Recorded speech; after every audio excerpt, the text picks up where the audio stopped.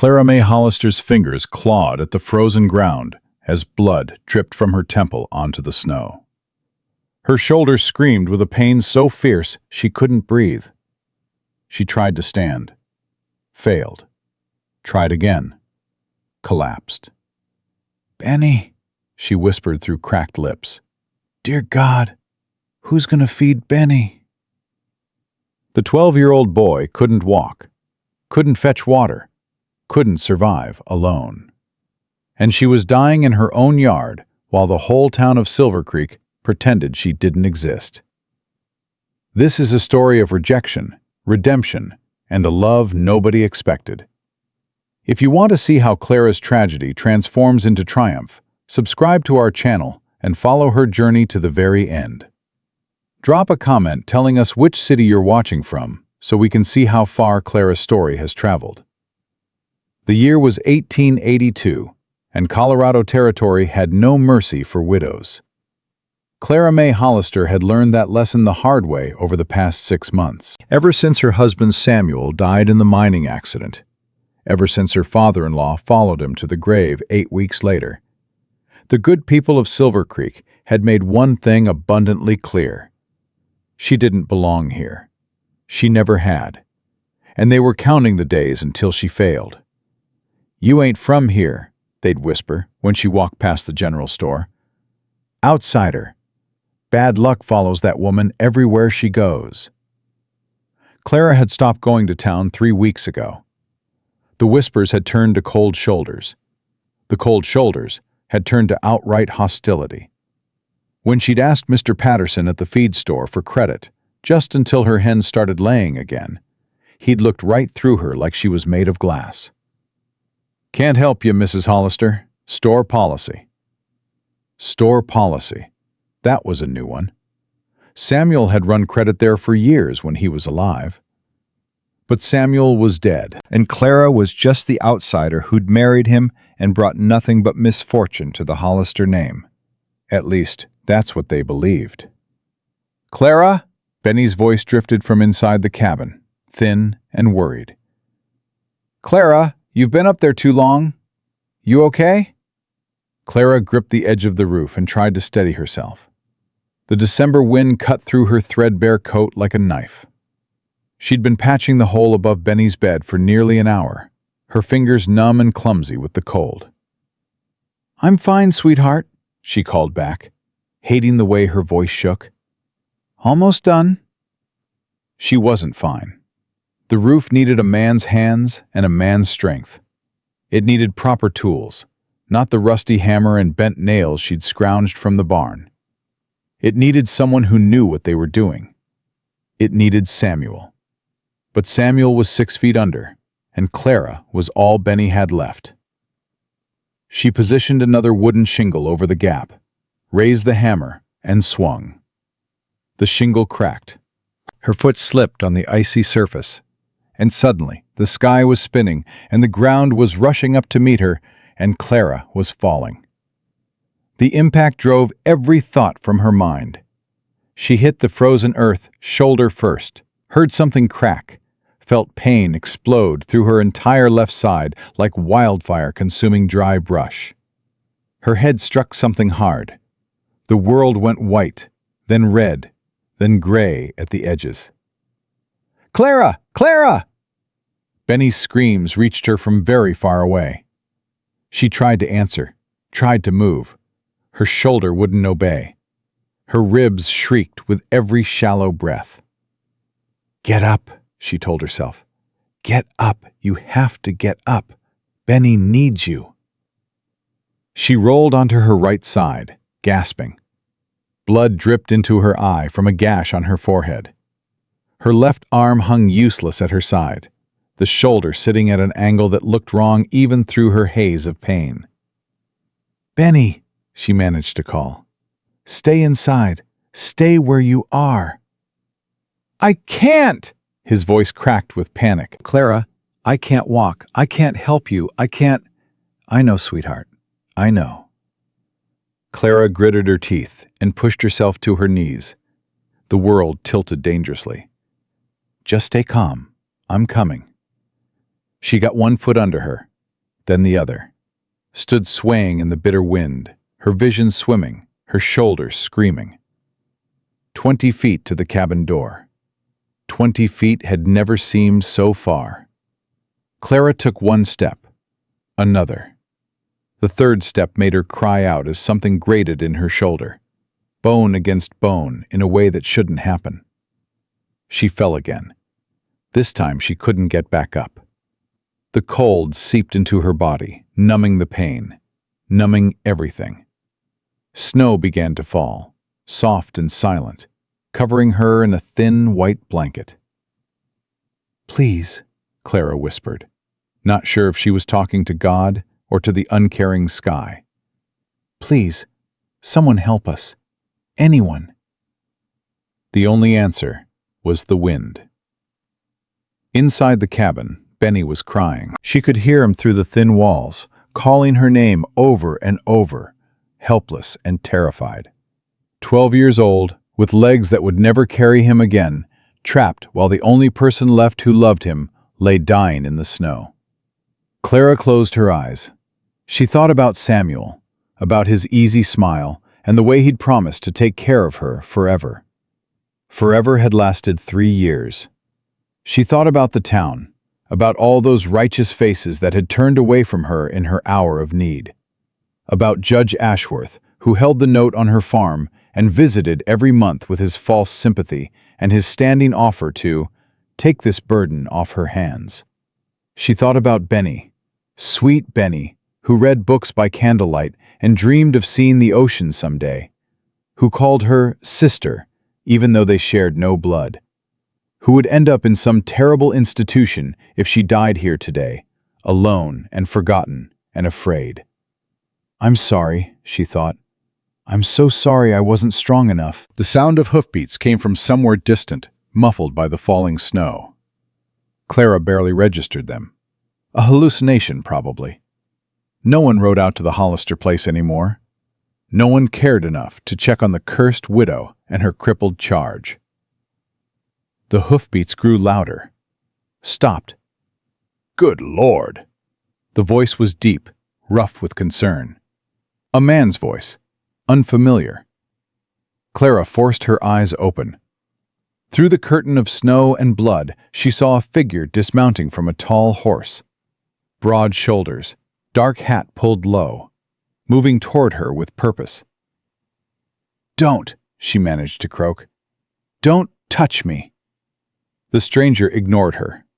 He knelt beside her, and she caught a glimpse of weathered features, a strong jaw rough with stubble, eyes the color of dark coffee that held none of the contempt she'd grown accustomed to seeing. "Ma'am, I ain't gonna hurt you." His hands were surprisingly gentle as they assessed her injuries. "But you're in a bad way. That shoulder's dislocated, and you're bleeding from your head. How long you been lying out here?" "Don't know." Clara's teeth chattered. "My boy, inside. He can't walk. Please, check on him first." The stranger's eyes flickered toward the cabin, where Benny's cries had faded to whimpers. Something shifted in his expression. "Anyone else here? Husband? Farmhand?" Clara laughed, though it came out as more of a sob. "You're looking at the entire Hollister operation, mister. Just me and a 12-year-old with broken legs." The stranger was quiet for a moment. Then he shrugged off his heavy coat and draped it over her shivering body. "Name's Elijah Tanner. Folks call me Eli." He scooped her up as easily as if she weighed nothing, cradling her against his chest to avoid jarring her injured shoulder. "Let's get you inside before you freeze to death. Then we'll figure out the rest." "I can't pay you," Clara said, because it seemed important that he knew. "I don't have anything to give you." Eli's arms tightened around her briefly. "Didn't ask for payment, ma'am. Asked for nothing at all." He carried her through the snow toward the cabin, and Clara, exhausted beyond all reason, let her head fall against his shoulder and stopped fighting. Inside, Benny sat in his wheeled chair by the fireplace, his face streaked with tears and his eyes wide with fear. When Eli came through the door with Clara in his arms, the boy let out a strangled cry. Is she dead? Mister, is she dead? She ain't dead, Eli said calmly, laying Clara on the narrow bed in the corner. She's hurt bad, but she ain't dead. You got any whiskey in this place? Clean cloth? Benny's hands shook as he pointed. Cabinet by the stove. There's some of Pa's old medicine whiskey. And Ma, Clara keeps clean rags in the chest by the door. Eli moved efficiently through the small space, gathering supplies. Clara watched him through half-closed eyes, trying to make sense of the stranger who had appeared out of nowhere, like an answer to her desperate prayer. He was tall, well over 6 feet, with the kind of lean, rangy build that spoke of years in the saddle. His clothes were worn but well-maintained. A gun belt hung at his hip, the holster scarred with use. Late 30s, she guessed, though the gray threading through his dark hair and the lines around his eyes might have added years that weren't really there. His hands, she noticed, bore old scars. Burns, maybe. And a long white line ran down his left forearm, visible when he pushed up his sleeves. This is gonna hurt, he warned, returning to her bedside with the whiskey and cloth. Your shoulder needs setting, and I ain't gonna lie to you. It's gonna hurt something fierce. Clara swallowed hard. I've had a baby. I can handle pain. Something flickered in Eli's expression. There and gone, too quick to read. All right then. Boy, you might want to look away. Benny shook his head stubbornly. I'm staying. Clara stayed when the doctor set my legs. I'm staying. Eli nodded, something like respect crossing his features. Fair enough. Ma'am, I need you to try and relax. Bite down on this. He placed a folded piece of leather between her teeth. On 3. 1, 2. He didn't wait for 3. The pain was immediate and absolute. Clara's vision went white. She heard a popping sound, felt her shoulder slot back into place, and then she was falling into darkness. When she woke, the fire had been built up, and warmth had returned to the cabin. Her shoulder throbbed with a deep, persistent ache, but the grinding agony of before had faded. Someone had cleaned the blood from her face and wrapped her ribs with careful precision. She's awake! Benny's voice was bright with relief. Eli, she's awake! Clara turned her head and found the stranger sitting at their small table, a bowl of something steaming in front of him. He rose immediately and came to her bedside. How you feeling, ma'am? Like I fell off a roof, Clara replied weakly. The corner of Eli's mouth twitched. Reckon that's accurate. You've got 3 cracked ribs, a dislocated shoulder that's back where it belongs now, and a nasty gash on your head that I stitched up while you were out. You're going to be laid up for a good while. The reality of her situation crashed over Clara like a wave of ice water. Laid up. Unable to work.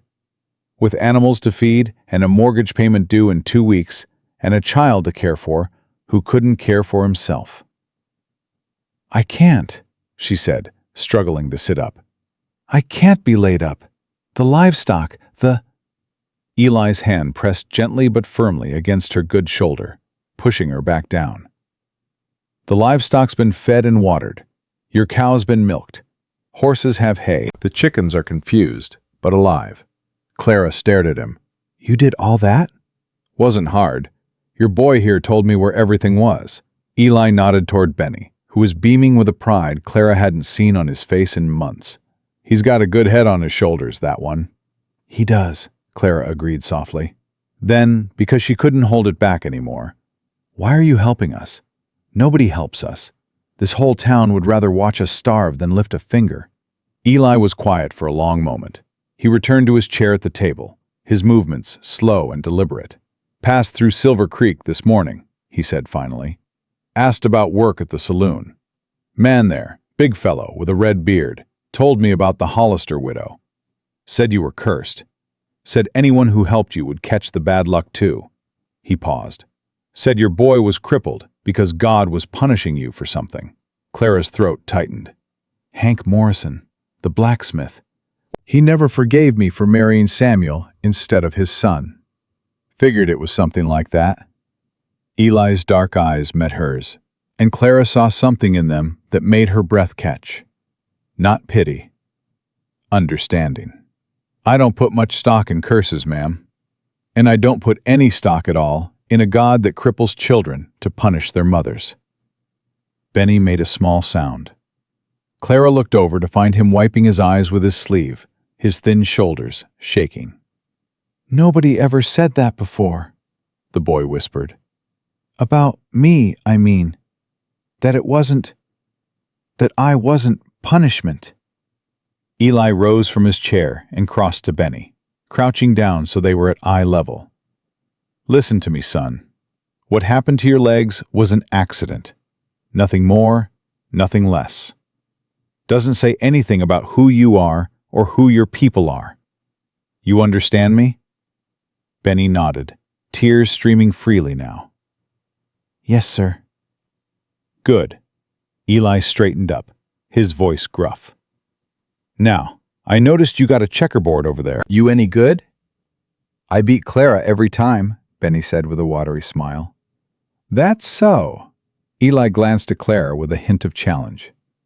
"Well, let's see how you do against someone who actually knows how to play." Clara watched as the stranger settled into the chair across from Benny and began setting up the checkerboard. Something loosened in her chest, something that had been wound tight for so long she'd forgotten it was there. She still didn't know anything about this man, didn't know where he came from or where he was going or what had brought him to their door on the worst day of her life. Didn't know if she could trust him. But Benny was laughing, actually laughing for the first time in months. And Clara found, against all reason and common sense, that she wanted to believe. Eli stayed for dinner. Then he stayed to check her bandages one more time. Then it was dark outside, and the wind was howling, and the snow was falling thick and fast. "Storm's getting worse," Benny observed, peering out the window. "You can't ride back to town in this, Eli. You'll freeze." "Boy's right," Clara said from her bed. She'd managed to prop herself up against the pillows, though every breath still ached. "We've got a barn. It's not much, but it's dry, and there's a stove out there for the animals. You're welcome to bunk there for the night." Eli hesitated. Clara could see the war playing out on his face, propriety fighting against practicality. "I don't want to impose, ma'am." "You saved my life today," Clara said simply. "Offering you a dry place to sleep in a blizzard ain't imposing. It's barely adequate thanks." Another long pause. Then Eli nodded. "I'm obliged, Mrs. Hollister. I'll be out of your way come morning." "Clara," she said, "Mrs. Hollister was my mother-in-law, and she never did like me much. Just Clara is fine." "Clara, then." Eli gathered his coat and hat. "Get some rest. Those ribs won't heal if you keep pushing yourself." After he left, Benny wheeled himself over to Clara's bedside. His young face was thoughtful, his eyes, Samuel's eyes, brown and warm, searching hers. "You think he'll really leave in the morning?" Clara sighed. "Probably. Men like that don't stay in one place long." "But what if he did?" Benny pressed. "What if he stayed?" "Benny, I know. We can't trust strangers. That's what Pa always said." Benny's hands twisted in his lap. "But Pa also said that sometimes God sends help when you least expect it. And Clara, you prayed. I heard you before you passed out. You prayed for someone to help us." Clara's eyes stung. "I didn't think anyone was listening." "Maybe someone was." Benny reached out and squeezed her hand. "Maybe someone was." Clara didn't sleep well that night. The pain kept waking her, and every time she stirred, she found herself listening for sounds from the barn. Was he still there? Had he slipped away in the darkness like smoke? Why did she care so much either way? Dawn came gray and cold, the storm having blown itself out sometime before first light. Clara was struggling to sit up, biting back groans of pain, when the cabin door opened and Eli stepped inside. He carried a pail of fresh milk in one hand and a basket of eggs in the other. His cheeks were reddened from the cold, but his expression was calm. "Morning," he said, setting his burdens on the table. "Your chickens are mean as snakes, you know that? Nearly lost a finger getting these." Clara stared at him. "I thought you were leaving." "Changed my mind." Eli shed his coat and moved to the stove where a kettle sat waiting. "Realized on my way out to the barn last night that I forgot to ask how you were planning to manage once I was gone. With those ribs and that shoulder, you can't work. Can't lift anything heavier than a spoon. Probably can't even dress yourself without help." Heat flooded Clara's face. "I'll manage. I always manage." "Don't doubt it," Eli said about making coffee, his movements sure and practiced. "But managing and surviving ain't the same thing. And what about the boy? He needs more care than you can give right now." Clara opened her mouth to argue, then closed it again. Because he was right. She hated it, but he was right. Benny wheeled himself out of his small room, yawning. His face lit up when he saw Eli at the stove.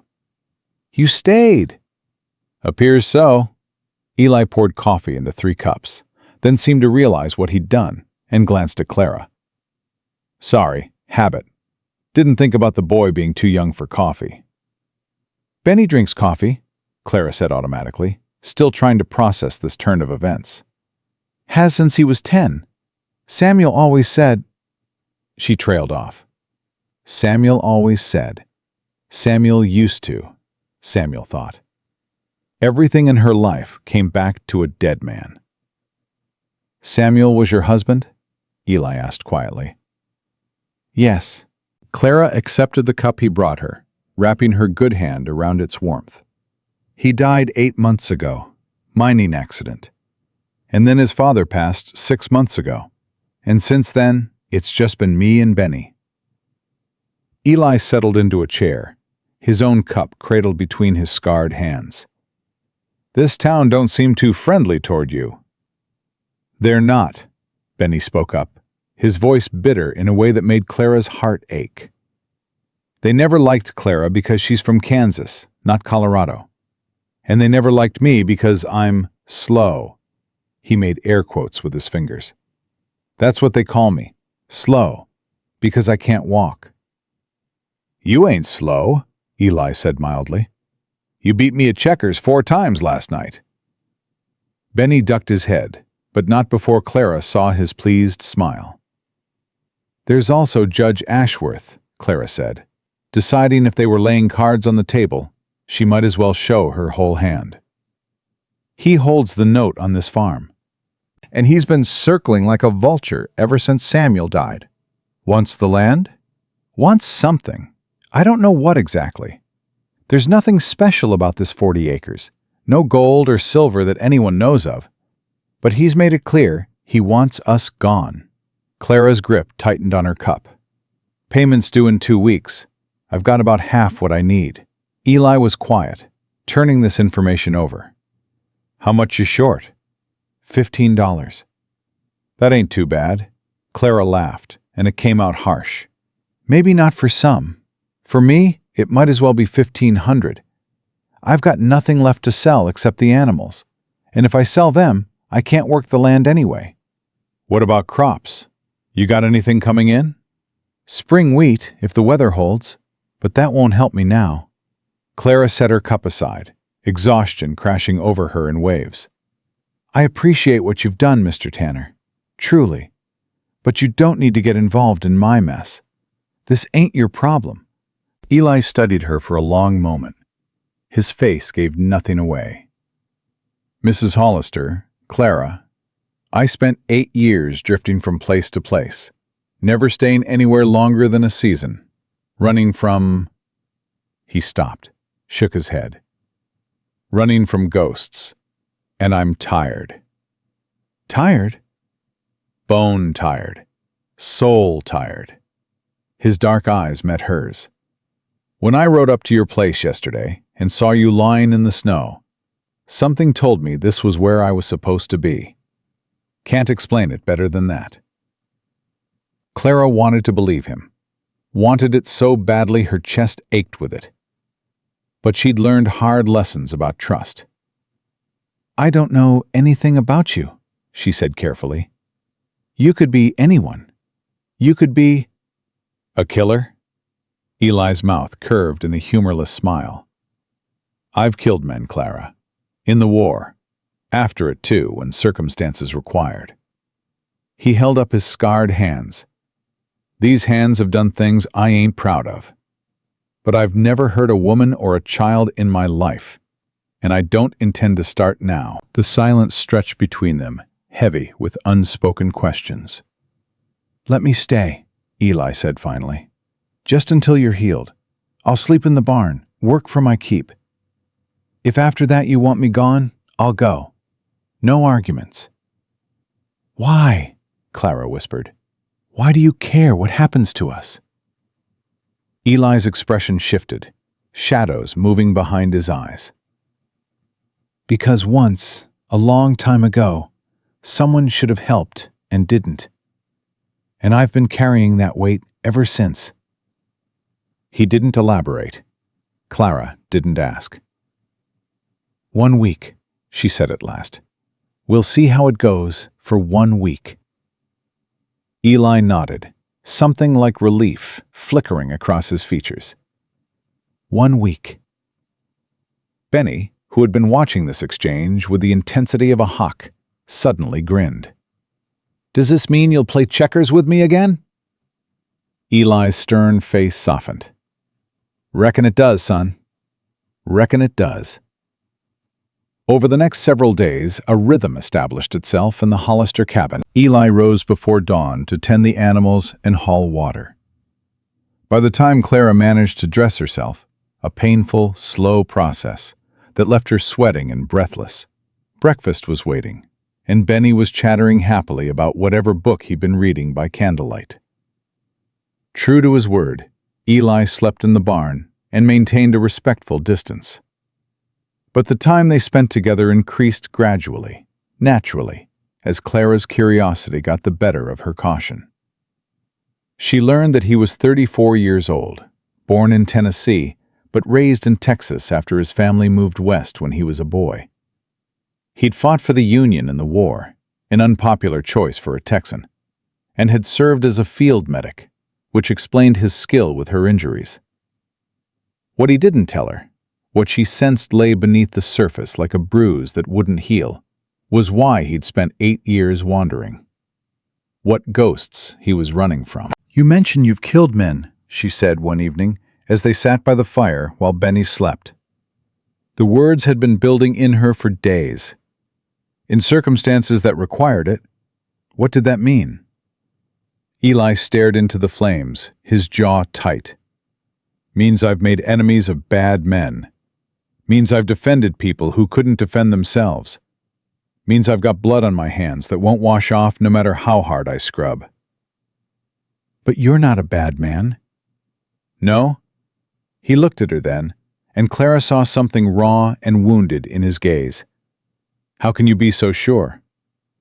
"Because bad men don't stop to help widows in the snow. Bad men don't play checkers with crippled boys and tell them they're not punishment from God." Clara held his gaze steadily. "Bad men don't care if they're bad. You do." Eli was silent for so long that Clara thought she'd pushed too far, said too much. Then he reached into his shirt and pulled out a small locket on a chain. "Her name was Sarah," he said quietly, opening the locket to reveal a tiny painted portrait. A young woman with light hair and kind eyes. "My wife. And this," he pointed to a smaller image, barely visible, "was our daughter, Emma. She was 3 years old." Clara's heart clenched. "Was?" "They're gone. 8 years now." Eli's voice was steady, but his hands trembled. "I was away, working a cattle drive to earn money for the winter.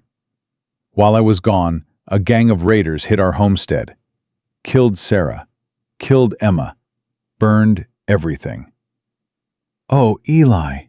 Clara reached out without thinking, her hand covering his. I'm so sorry. I tracked them for 2 years, Eli continued, as if he hadn't heard her.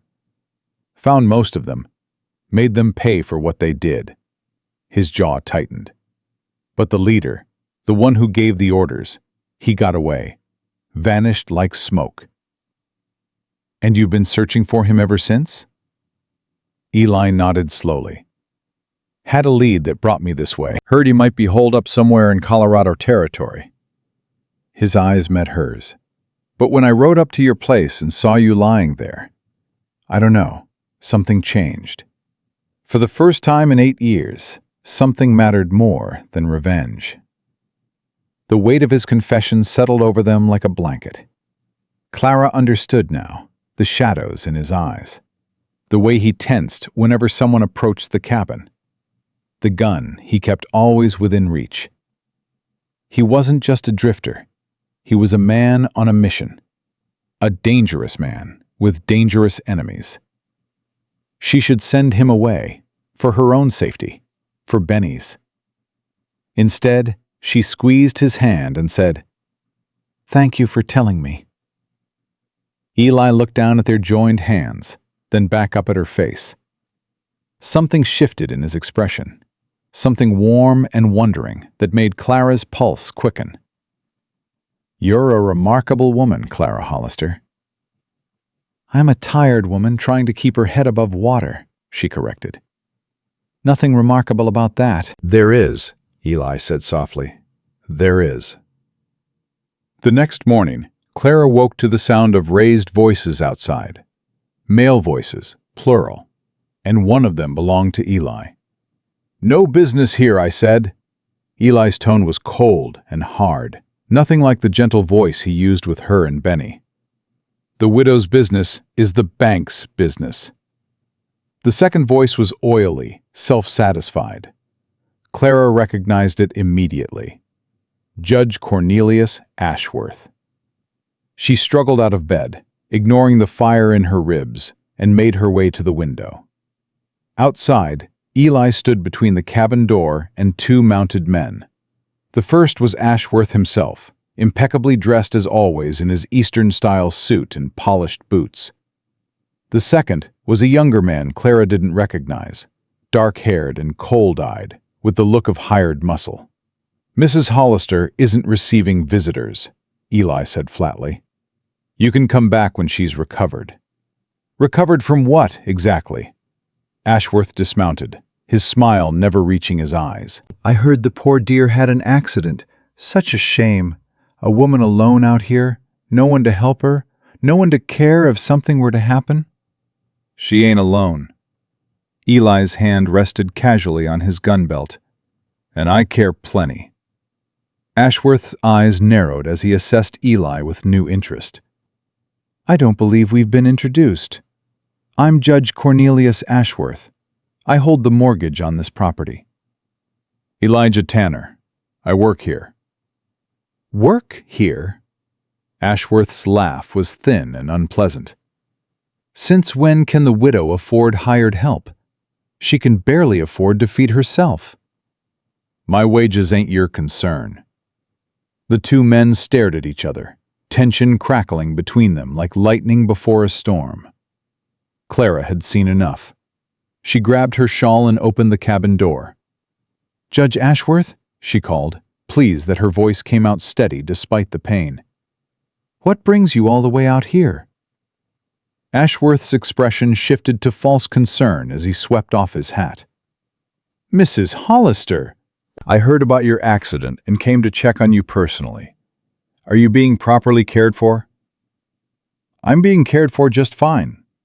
Clara stepped forward to stand beside Eli, acutely aware of how his body shifted slightly, positioning himself to shield her. "Was there something else?" "Just a friendly reminder that your payment is due in 10 days. Ashworth's smile was a knife wrapped in silk. "I do hope this unfortunate setback won't affect your ability to meet your obligations." "I'll make my payment," Clara said coldly. Same as always.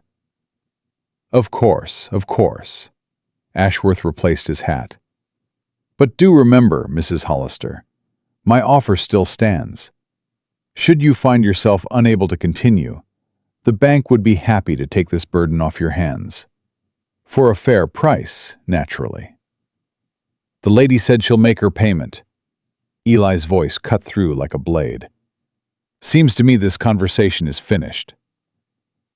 Ashworth's eyes flickered between them, calculating. Then he smiled, a thin, predatory expression that made Clara's skin crawl. Indeed it is. For now. He mounted his horse, then paused. Mr. Tanner, was it? I hope for your sake that your presence here is legitimate. Silver Creek doesn't take kindly to drifters, especially drifters who insert themselves into other people's affairs. I'll keep that in mind, Eli replied flatly.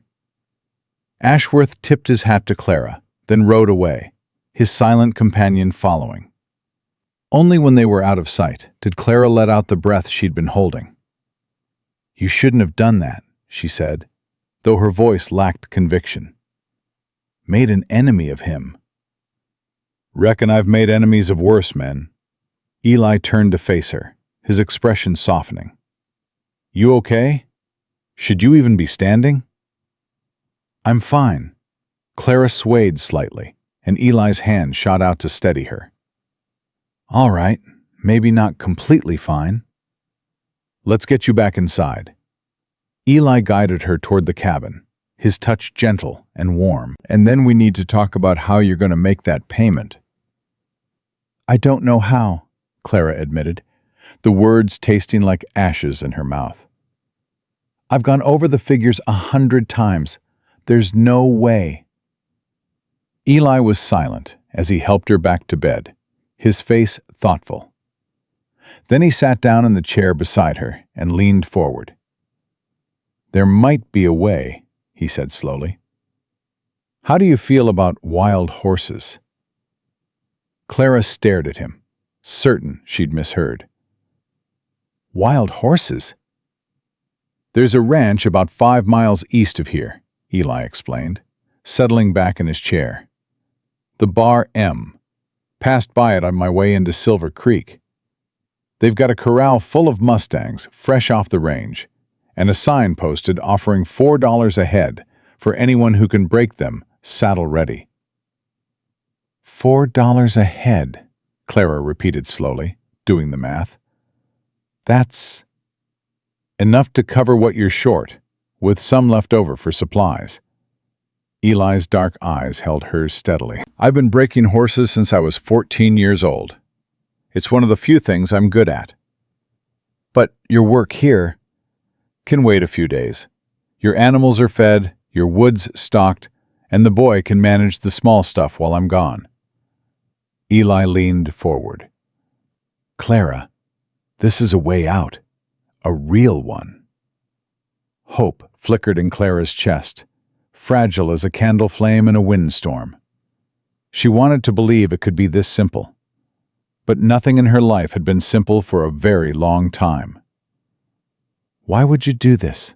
She asked quietly. Risk your neck breaking wild horses for a woman you barely know. Eli was silent for a moment. When he spoke, his voice was rough. Because I know what it's like to lose everything. To have nobody in your corner when the world's trying to crush you. He met her gaze. And because that boy in there deserves better than watching his whole world fall apart again. Clara's throat tightened. She glanced toward Benny's room, where she could hear him turning pages, lost in one of his precious books. He's not my blood, she said softly. Samuel's brother from his father's first marriage.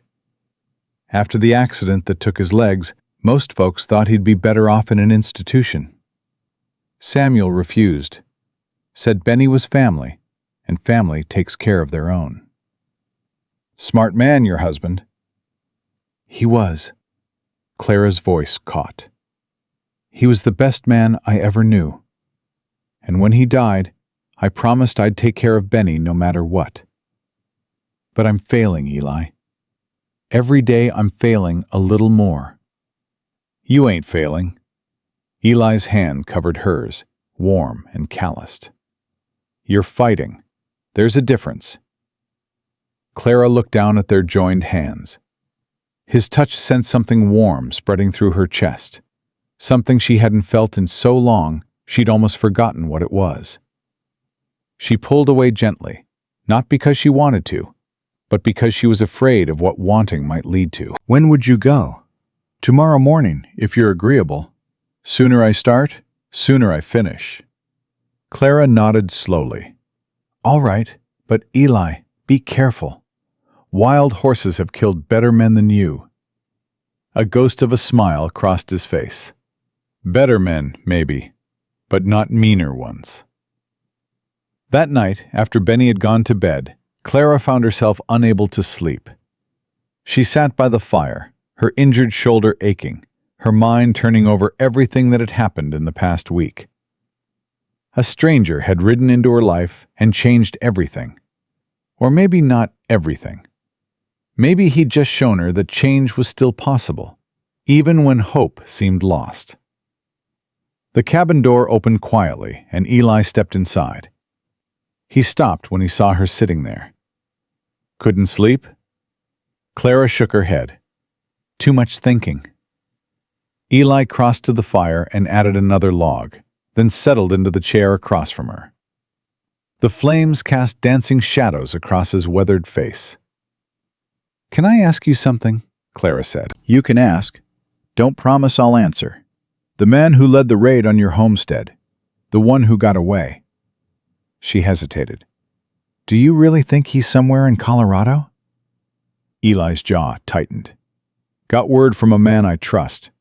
Said he saw someone matching the description working for a wealthy landowner in these parts. Someone with power. Someone who protects him. A chill ran down Clara's spine. What's his name? The man you're looking for. Marcus Blackwood. Eli spoke the name like a curse. Tall, dark hair, got a scar running through his left eyebrow. Cold eyes, like a snake's. His hands clenched into fists. I've been hunting him for 8 years. 8 years of dead ends and false leads. But this time feels different. This time, I'm close. Clara thought of Judge Ashworth and his silent companion that morning. Dark-haired, cold-eyed. She hadn't noticed a scar, but she hadn't been looking either. Eli, she said carefully, the man who was with Judge Ashworth today. Did you get a good look at him? Eli's head snapped up. Why? I don't know. Something about the way you described Blackwood. It made me think of him.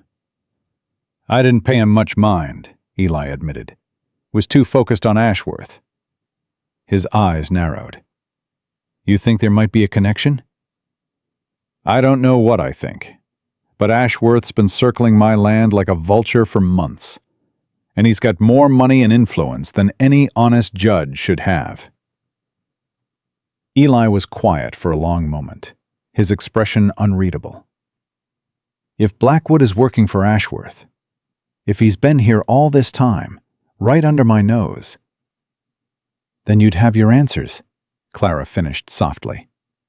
But Eli, if this man is as dangerous as you say, and if Ashworth is protecting him, then I'd be painting a target on your back just by being here. Eli rose abruptly, pacing to the window. Maybe I should leave. Take this fight somewhere else. Somewhere I can't touch you and the boy. No. The word came out fiercer than Clara intended. She struggled to her feet, ignoring the protest of her ribs. You don't get to do that. You don't get to ride into my life, make me hope again, and then disappear because things got complicated. Eli turned to face her, surprise flickering in his eyes. Clara, I've had enough of people leaving, her voice cracked. Samuel left. His father left. Everyone in this town left the moment they decided I wasn't worth helping. I am so tired of being left behind. I'm trying to protect you, Eli said roughly. Then stay and protect me. Don't run. Clara took a step toward him, then another. Whatever's coming, we face it together. That's what you said, isn't it?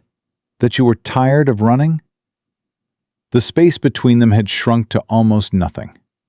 Clara could see the rapid pulse beating in Eli's throat, could smell leather and wood smoke, and something uniquely him.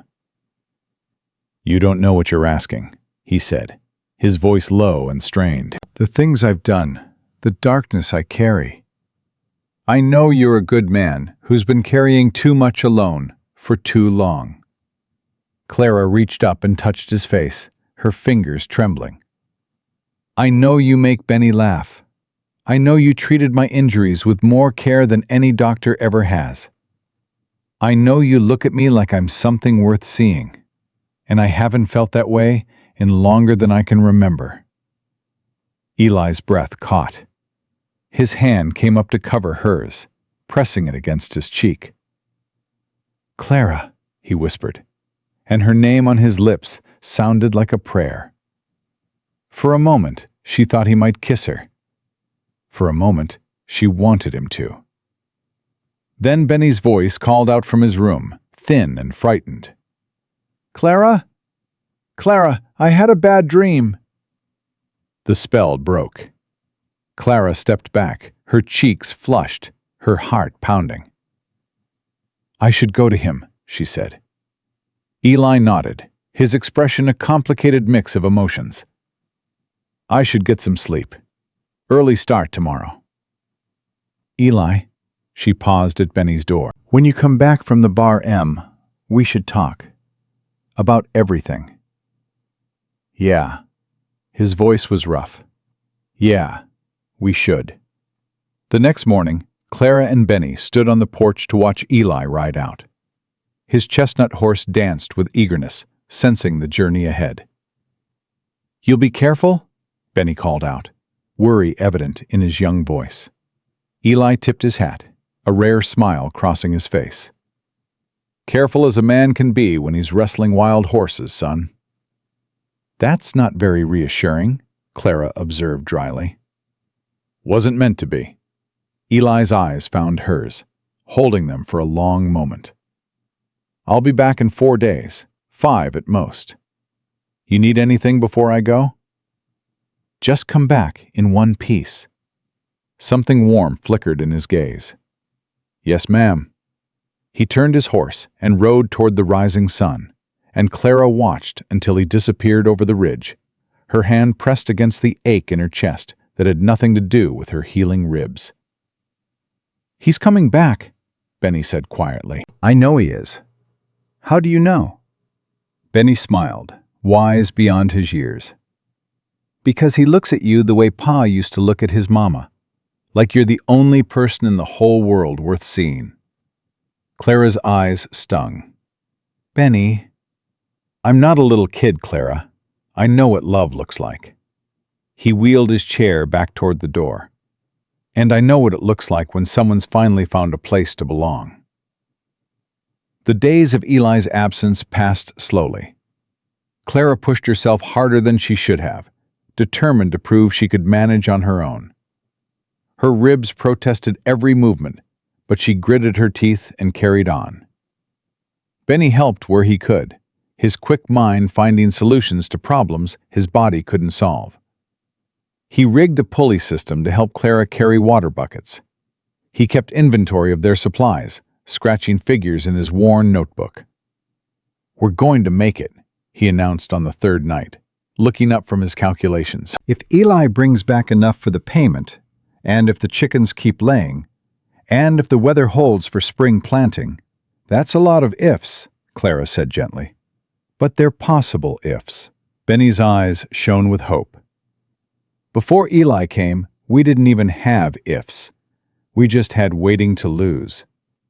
Clara couldn't argue with that.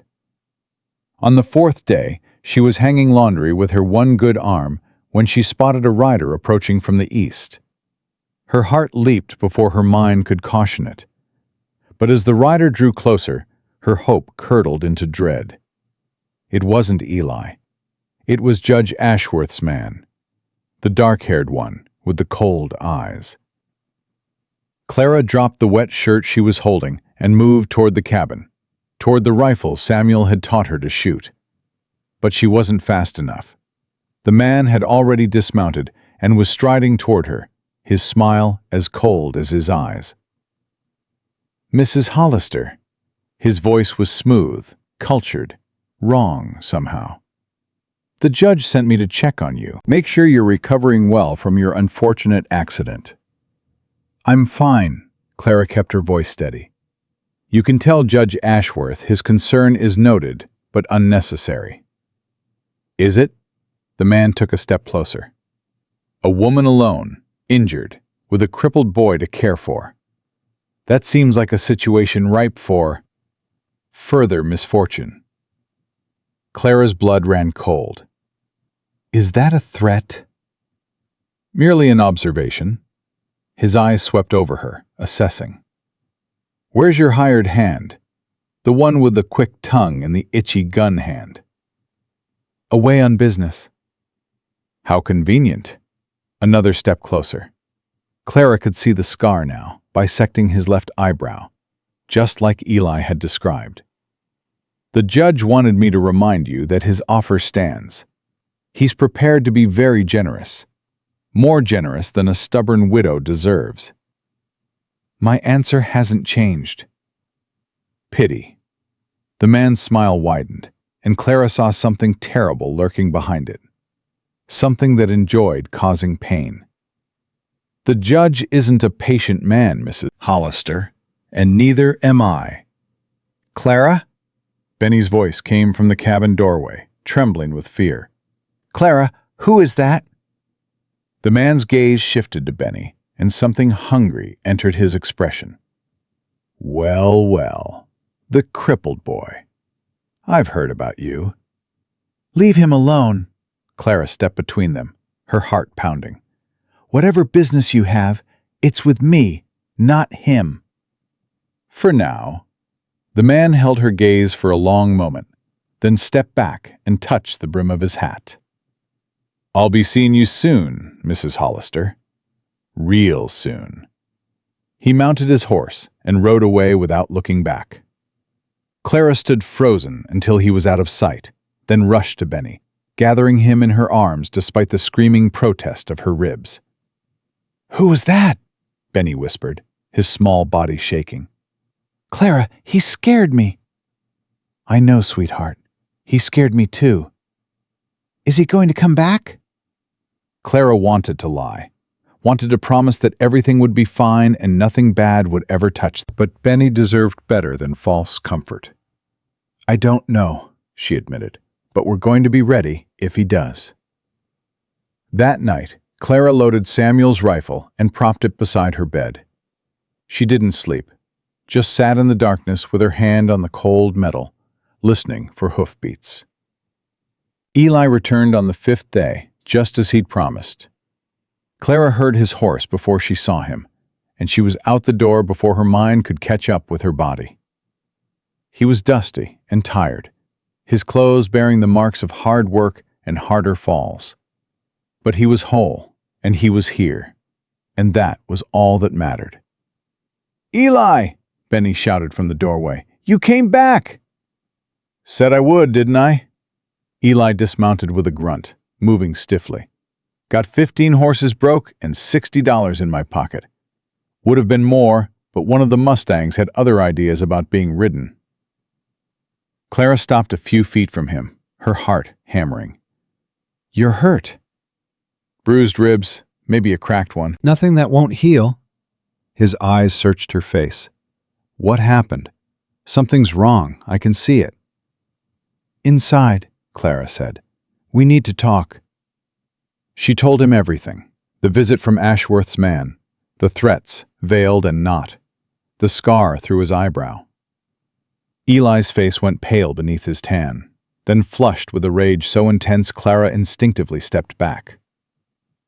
"Blackwood," he breathed. "He was here. He was here and I wasn't." "You couldn't have known." "I should have been here," Eli slammed his fist against the table, making Benny flinch. He saw the boy's fear and forced himself to take a breath, visibly struggling for control. "I'm sorry, son. I didn't mean to scare you." "It's okay," Benny said quietly. "You're scared too. I can tell." Eli crouched down to Benny's level, his expression softening. Yeah, I am. But not for me. For you and your sister." He glanced at Clara. "I need to tell you both something. Something I should have said before I left." He told them then, all of it. About Sarah and Emma. About the raid and the fire and the 8 years of hunting. About the lead that had brought him to Colorado, to Silver Creek, to their door. When he finished, Benny was crying silently, and Clara's face was wet with tears she hadn't noticed shedding. "The man who was here," Benny said, his voice thick. "He's the one who killed your family?" "I believe so." Eli's hands were shaking. "And now he's threatening mine." The word hung in the air. Mine. As if Clara and Benny already belonged to him. As if they were already a family. Clara knelt beside him, taking his hands in hers. "What do we do?" "We go to the sheriff," Eli said. "We tell him what Blackwood did, what he's still doing." "Sheriff Cooper is in Ashworth's pocket," Clara said bitterly. "Everyone knows it. He won't lift a finger against anyone connected to the judge." "Then we gather evidence, find others Ashworth is hurt, build a case that even a corrupt sheriff can't ignore. And if that doesn't work?" Eli's jaw tightened. "Then I do what I came here to do. I end Blackwood myself." "No!" Clara's grip on his hands tightened. "You said you were tired of running, tired of being alone. You said you wanted to stop. If you kill him, even if he deserves it, you'll be running for the rest of your life. Is that what you want?" "What I want," Eli said roughly, "is to keep you and Benny safe, whatever it takes." "Then stay alive. Stay free." Clara lifted his hands and pressed them against her heart. "Stay with us." Eli stared at her, his dark eyes glistening. "Clara, I know it's crazy. I know we barely know each other. But I also know that you're the first person in a very long time who's made me feel like fighting is worth it." She swallowed hard. "Don't throw that away for revenge." For a long moment, Eli didn't speak. Then he freed one hand and cupped her cheek, his touch unbearably gentle. "When Sarah died," he said quietly, "I thought I'd never feel anything again except anger. I thought that was all I had left." His thumb brushed away a tear she hadn't known was falling. "Then I found you lying in the snow, half dead and still worrying about your boy instead of yourself. And something inside me that I thought was gone forever started to wake up." "Eli." "I ain't good with words, never have been. But I need you to know that whatever happens next, meeting you was the best thing that's happened to me in 8 years. He took a shaky breath. "Maybe the best thing ever." Clara rose up on her toes and pressed her lips to his. The kiss was soft, tentative, a question more than an answer. Eli made a sound low in his throat and pulled her closer, deepening the kiss with a desperate tenderness that made Clara's knees weak. When they finally parted, both breathing hard, Benny was grinning from ear to ear. "Does this mean you're staying?" he asked, hopefully. Eli looked at Clara, a question in his eyes. She nodded. "Yeah, son," Eli said, his voice rough with emotion. "I reckon it does." The next morning, they rode into Silver Creek together. Clara sat beside Eli on the wagon seat, her injured shoulder protesting, but her spirit stronger than it had been in months. Benny sat in the back, his wheeled chair secured with rope, his face bright with excitement at the rare trip to town. They went to the bank first. Clara walked in with her head high, Eli a solid presence at her side, and counted out the full payment plus interest onto Harold Ashworth's desk. The judge's face was a mask of controlled fury as he wrote out the receipt. "I see your fortunes have improved, Mrs. Hollister." "They have," Clara replied coolly. "Funny what a little help can accomplish." Ashworth's eyes flickered to Eli, and something dangerous passed through them. "Indeed. Though I'd be careful about the company you keep, if I were you." Not everyone in Silver Creek appreciates outsiders meddling in local affairs. "I appreciate it just fine," said a voice from the doorway. Clara turned to see Dr. Ezekiel Patterson stepping into the bank, his weathered face creased with a smile. The old doctor had been a friend of Samuel's father, one of the few people in town who'd shown Clara any kindness since her husband's death. "Doc Patterson," Ashworth said, his voice tight. "This is private business." "Is it? Looked to me like Mrs. Hollister was just completing a lawful transaction." Patterson crossed to stand beside Clara, his presence a silent declaration of support. "Unless you're planning to make that difficult for some reason." The tension in the room was thick enough to cut. Ashworth's smile was sharp as a blade. "Not at all. Mrs. Hollister's payment is received in full. She's free to go about her business." "Glad to hear it." Patterson tipped his hat. "Clara, Eli, why don't you join me for coffee at the hotel? We have some catching up to do." They left the bank together, and Clara felt Ashworth's eyes boring into her back every step of the way. Over coffee, Patterson listened as Eli explained their suspicions about Marcus Blackwood. The old doctor's face grew grave. "I've had my own concerns about Ashworth for some time," he admitted. "Ever since the Hendersons lost their farm last spring. Good people, the Hendersons. Paid their mortgage on time for 15 years. Then suddenly the bank claims they missed a payment, and before anyone knows what's happening, Ashworth owns their land." "You think he's falsifying records?" Clara asked. "I think a lot of things. Proving them is another matter." Patterson sipped his coffee thoughtfully. "But you've given me an idea. The territorial marshal is due in Prescott next month for the circuit court. If we could gather enough evidence, enough testimony from folks Ashworth has wronged, we could bring him down legally," Eli finished, "without anyone having to resort to other measures." Patterson's eyes met Eli's, understanding passing between them. "Exactly. It won't be quick, and it won't be easy, but it might be the only way to get real justice." "I'm in," Clara said immediately. "Whatever you need from me." "Same here," Eli agreed, "but we'll need to be careful. If Ashworth suspects what we're planning, he'll move against us," Clara finished. "Against all of us." Patterson nodded gravely. "Then we'd best make sure he doesn't suspect. Keep your heads down, go about your business, and let me do some quiet asking around. There are more good people in this town than you might think. They're just scared." "Fear's a powerful thing," Eli said quietly. "But so is hope." They parted ways with Patterson outside the hotel, Clara feeling more optimistic than she had in months. They had a plan now. Allies. A chance at real justice instead of just survival. But as they loaded their supplies into the wagon, Clara noticed Eli had gone still beside her, his body rigid with tension. "What is it?"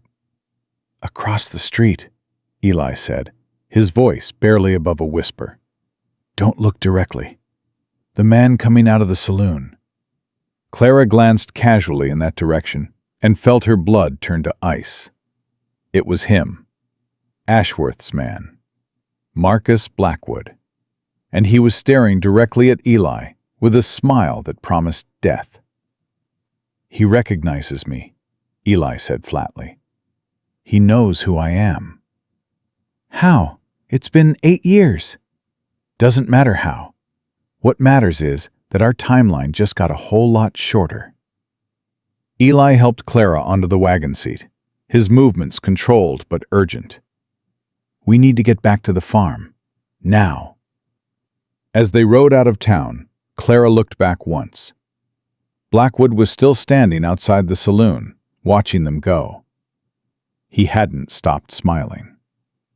The ride back to the farm felt longer than it should have. Clara kept her eyes on the horizon, but her mind was fixed on the image of Blackwood's smile, cold and knowing, like a wolf who'd finally cornered his prey. "He won't wait," Eli said, breaking the heavy silence. "Now that he knows I'm here, he'll move fast. Tonight, maybe tomorrow. Then we don't give him the chance." Clara's voice was steadier than she felt. "We go to the marshal ourselves. Forget waiting for Patterson to gather evidence. The marshal's in Prescott. That's 3 days' ride, minimum." Eli's jaw tightened. "I can't leave you and Benny alone that long. Not now. Then we all go. Clara, Benny can't make that journey. Not in winter. Not over those mountain roads." She knew he was right. The knowledge sat like a stone in her chest. "So what do we do?" she asked quietly. Eli was silent for a long moment. When he spoke, his voice was rough with something that sounded almost like fear. "We fortify. We prepare. And we pray that Patterson can move faster than I think he can." They reached the farm as the sun began its descent toward the mountains. Eli unhitched the horses with quick, efficient movements, while Clara helped Benny down from the wagon. "Something happened in town," Benny said. It wasn't a question. "Something bad." Clara hesitated, but Eli answered before she could decide how much to share. "The man who came here before, Blackwood. He saw us in town. He knows who I am." Benny's face went pale. "Does that mean he's coming?" "It means he might." Eli crouched down to the boy's level, his expression serious but calm. "I need you to be brave, son. Can you do that?" Benny swallowed hard, then nodded. "I can be brave." "Good man." Eli squeezed his shoulder. "Now, I need you to go inside and make a list of every window and door in this cabin. Can you do that for me?" "Yes, sir." As Benny wheeled himself toward the cabin, Clara turned to Eli. "You're scaring him." "I'm preparing him. There's a difference." Eli's eyes met hers. "That boy's been through more than most grown men. He can handle the truth." "And what is the truth? That we're trapped here waiting for a killer to come finish what he started 8 years ago?" "The truth is that I'm not going to let anything happen to either of you." Eli stepped closer, his hands finding her shoulders. "I've lost one family, Clara. I won't lose another." The word family made her heart clench. "We're not your responsibility, Eli. You could leave, ride out tonight and draw Blackwood away from us." "Is that what you want?" Clara's eyes stung. "No, God help me, no."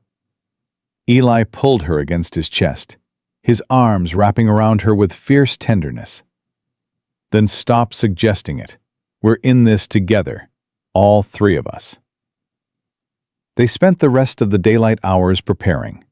Eli boarded up the windows that faced the most vulnerable approaches. Clara loaded every weapon in the house and positioned them within easy reach. Benny, determined to contribute, organized their food stores and filled every container they had with water. "In case they try to wait us out," he explained when Clara raised an eyebrow at the row of full buckets. "I read about sieges in one of Pa's history books." "Smart thinking," Eli said, and Benny beamed with pride.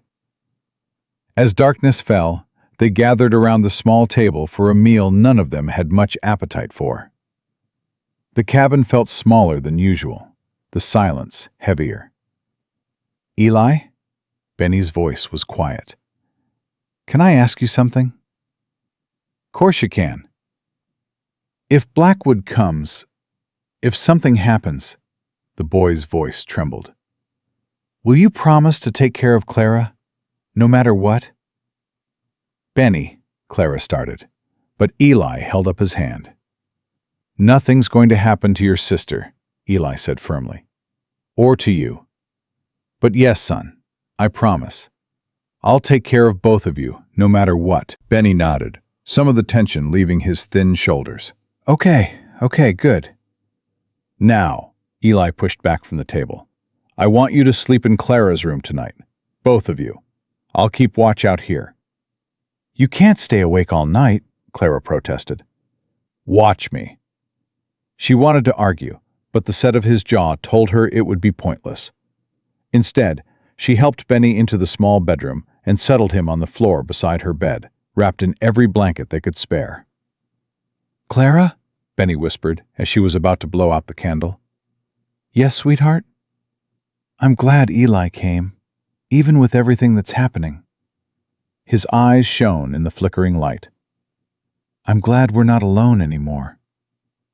Clara's throat tightened. Me too, Benny. Me too. She didn't sleep. Couldn't. Not with Eli sitting vigil in the next room, and danger lurking somewhere in the darkness outside. Every creak of the cabin settling, every whisper of wind against the walls, made her heart jump. Sometime after midnight, she gave up trying and slipped out of the bedroom, careful not to wake Benny. Eli sat in a chair facing the door, Samuel's rifle across his knees. He didn't look up as she approached, but his voice was soft when he spoke. Couldn't sleep? No. Clara settled into the chair beside him. You should rest. I can keep watch for a while. I'm fine. Eli. He finally looked at her, and Clara saw the exhaustion in his eyes, the weight of too many sleepless nights and too much grief carried for too long. I keep thinking about that night, he said quietly. The night they came for Sarah and Emma. I was 50 miles away, sleeping under the stars, dreaming about coming home to them. And while I was dreaming, they were dying. That wasn't your fault. Wasn't it? His laugh was bitter. I should have been there, should have protected them. That was my job, my only job, and I failed. Clara reached out and took his hand. You couldn't have known. Doesn't matter. They're still dead. His fingers tightened around hers. And now, here I am, 8 years later, and I've put another family in the crosshairs of the same man. What kind of fool does that make me? The kind who stopped running, Clara said softly. The kind who chose to fight instead of keep drifting. Eli was silent for a long moment. Then he lifted her hand to his lips and pressed a kiss against her knuckles. When this is over, he said, his voice rough.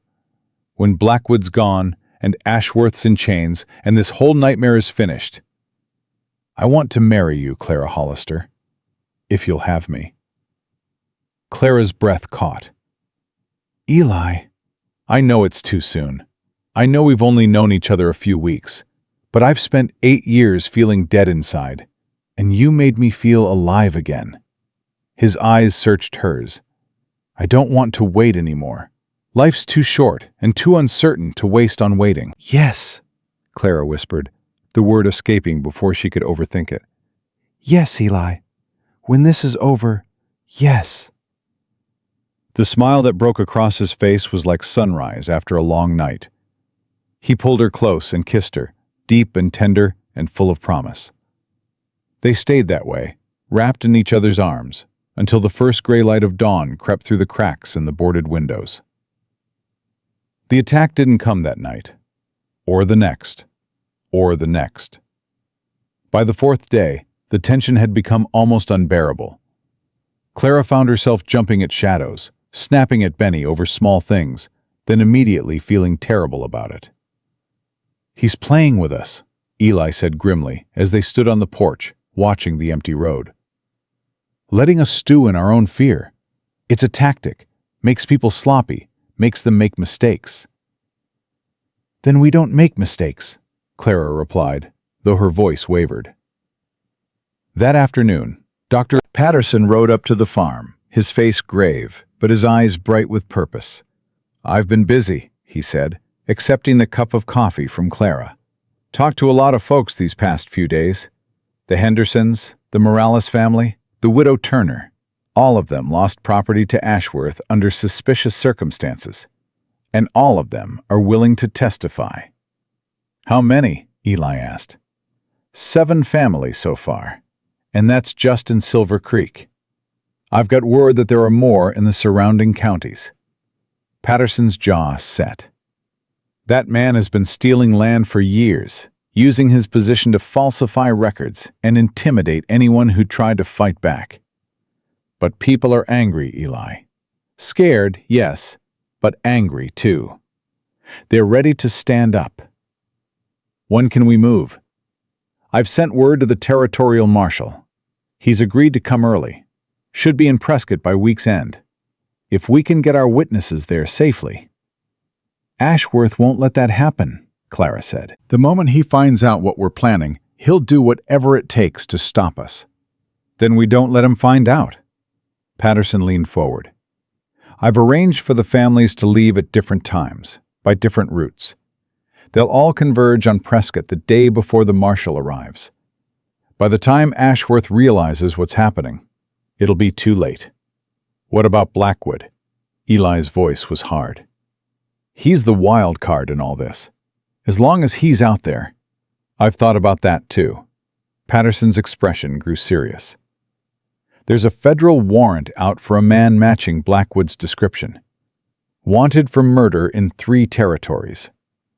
If we can prove he's the same man, he hangs, Eli finished quietly, or spends the rest of his life in prison.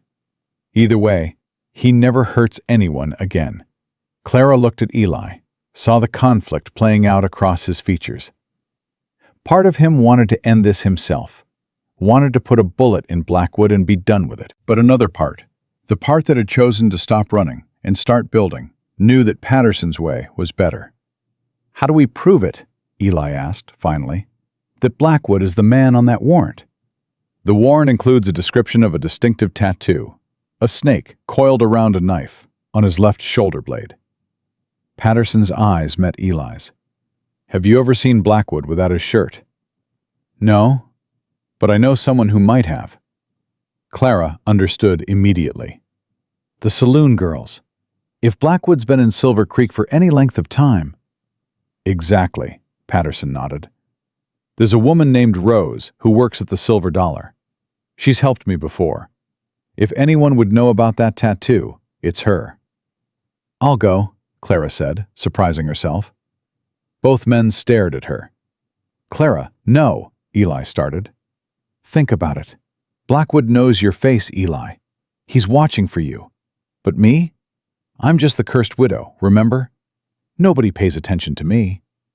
She lifted her chin. I can get in and out of town without raising suspicion. It's too dangerous. Everything is dangerous right now. At least, this is dangerous with a purpose. Eli looked like he wanted to argue, but Patterson spoke first. She's right, Eli, and she's smart. It might be our best chance. For a long moment, Eli said nothing. Then he let out a heavy breath. If you're doing this, you're not doing it alone. I'll wait outside town. Anything goes wrong, anything at all, you get out of here and ride straight to me. I can do that. Clara. Eli caught her face between his hands. I mean it. Don't try to be a hero. Get the information and get out. Promise me. I promise. She left at first light the next morning, dressed in her plainest clothes, with her hair tucked under a worn bonnet. Eli rode with her as far as the old Miller homestead, about 2 miles from town, then dismounted and helped her down from her horse. I'll be right here, he said, his voice tight with worry. 2 hours. If you're not back in 2 hours, I'm coming in after you. 2 hours, Clara agreed. She kissed him once, hard and fast, then mounted up and rode toward Silver Creek without looking back. If she looked back, she might lose her nerve. The town was quiet at this hour, most folks still eating breakfast or starting their morning chores. Clara tied her horse behind the general store and made her way to the Silver Dollar through the back alleys, avoiding the main street where she might be recognized. The saloon was nearly empty, just a couple of old-timers nursing their morning whiskeys and a bored-looking bartender wiping down glasses. Clara spotted a woman matching Patterson's description, sitting alone at a table in the corner, her red hair faded and her face bearing the marks of a hard life. "Rose?" Clara asked quietly, sliding into the seat across from her. The woman's eyes narrowed. "Who's asking?" "A friend of Dr. Patterson's. He said you might be able to help me." Recognition flickered in Rose's expression.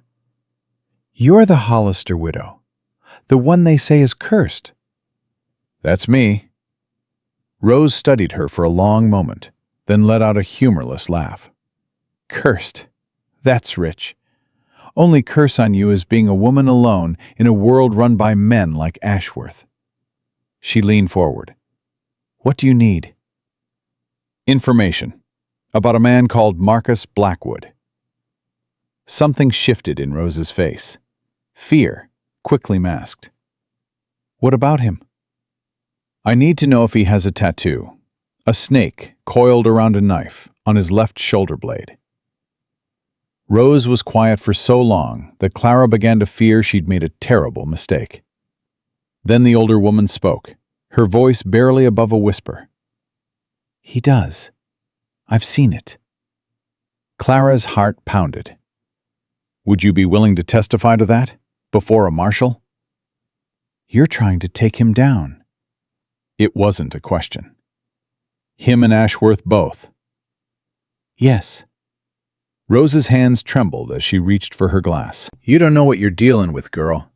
Blackwood isn't just some hired gun. He's a monster. The things I've seen him do." "I know exactly what he is," Clara said quietly. "He killed my friend's wife and daughter 8 years ago, burned their homestead to the ground while they slept." Rose's eyes widened. "Your friend? The tall one with the dark hair? The one who's been staying at your farm?" "Yes." "Then you know why I'm scared." Rose's voice cracked. "Blackwood doesn't leave witnesses.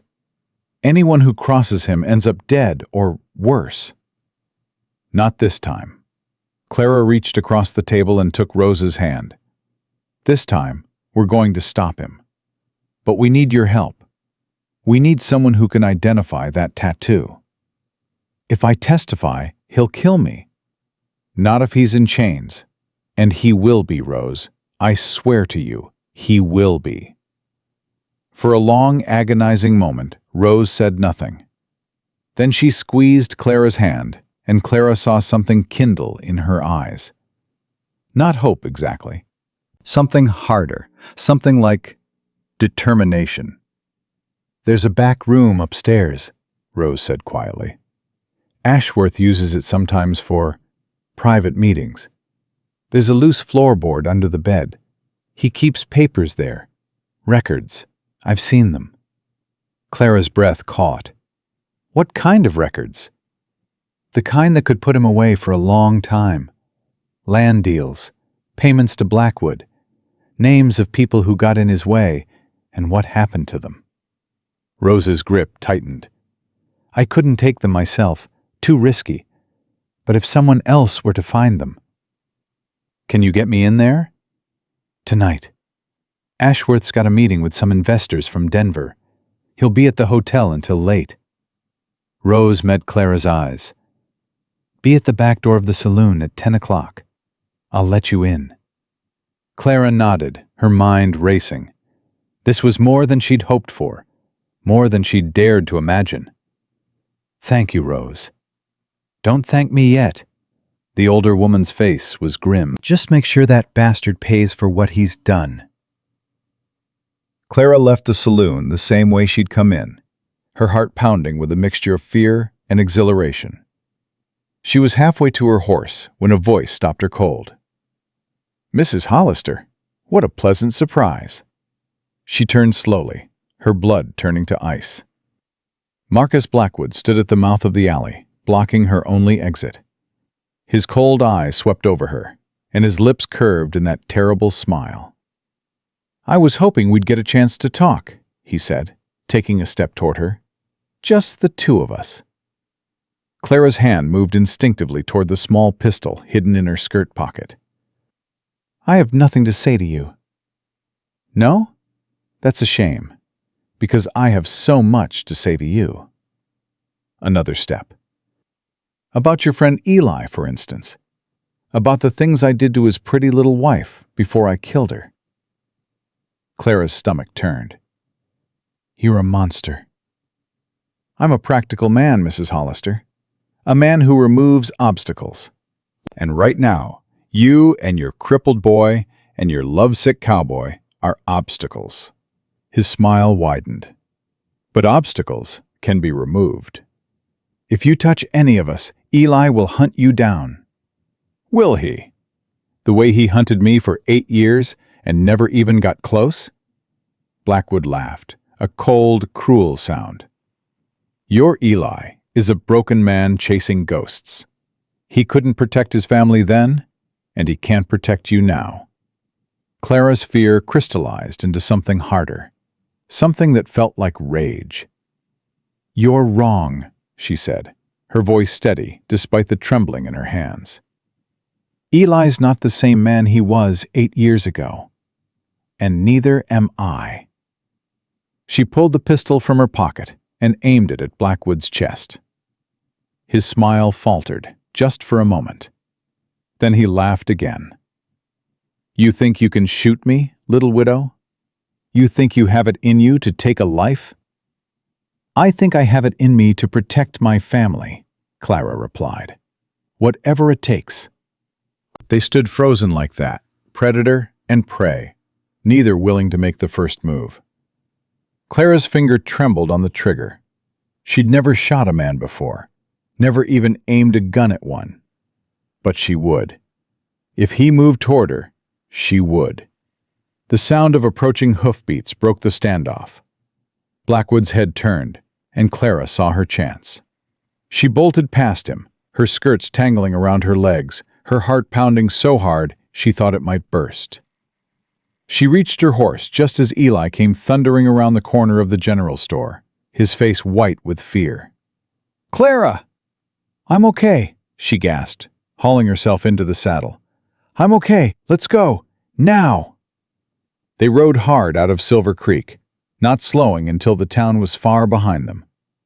Only then did Eli reach out and grab her reins, pulling both horses to a stop. What happened?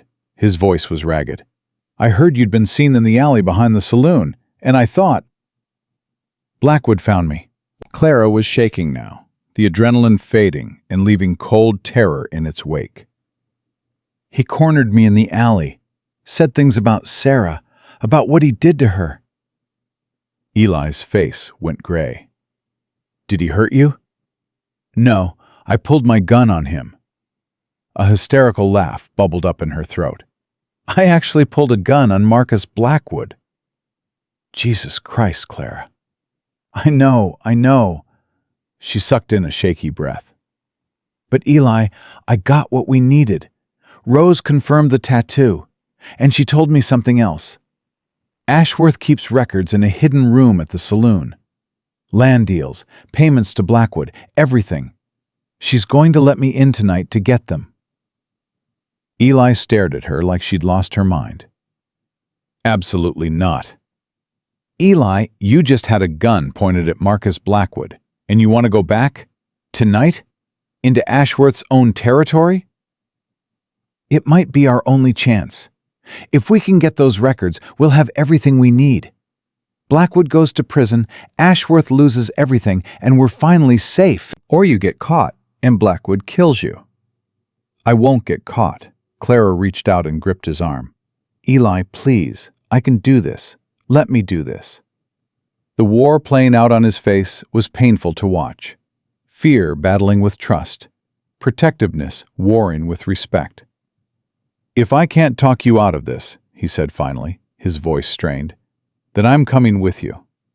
No, you can't. Clara shook her head firmly. Blackwood will be watching for you. If you show up in town tonight, he'll know something's wrong. I have to do this alone. Clara, I'll be careful. I'll be in and out before anyone knows I'm there.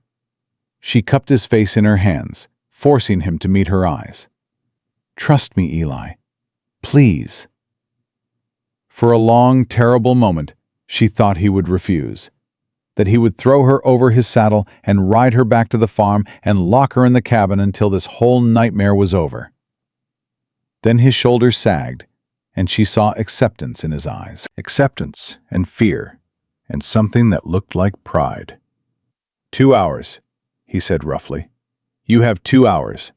After that, I'm coming in after you, and I don't care who tries to stop me. Clara kissed him, fierce and desperate. 2 hours, she promised. I'll be back before you know it. The hours until nightfall passed like years. Clara tried to rest, but every time she closed her eyes, she saw Blackwood's smile, heard his voice describing what he'd done to Sarah. She finally gave up and spent the afternoon helping Benny with his reading, grateful for the distraction. You're going somewhere tonight, Benny said quietly, not looking up from his book. Something dangerous. Clara's hands stilled on the mending she'd been pretending to work on. What makes you say that? Eli's been pacing like a caged animal since you got back, and you keep looking at the clock like it owes you money. Benny finally met her eyes, and Clara saw the fear he was trying to hide. Are you going to be okay? I'm going to be fine, sweetheart. You don't know that. No, Clara admitted. I don't. But I know that what I'm doing tonight could help keep us all safe, could help put the men who want to hurt us behind bars where they belong. Benny was quiet for a long moment. Then he wheeled himself closer and took her hand. Ma used to say that courage isn't about not being scared. It's about being scared and doing the right thing anyway. His grip tightened. You're the bravest person I know, Clara. Braver than Pa was. Braver than anyone. Clara's eyes stung. Benny, just promise me you'll come back. Promise me.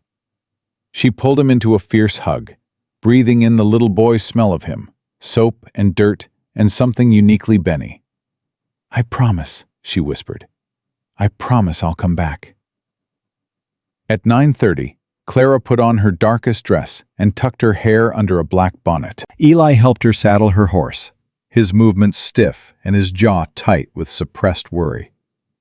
Remember, he said, checking her cinch for the 3rd time. In and out.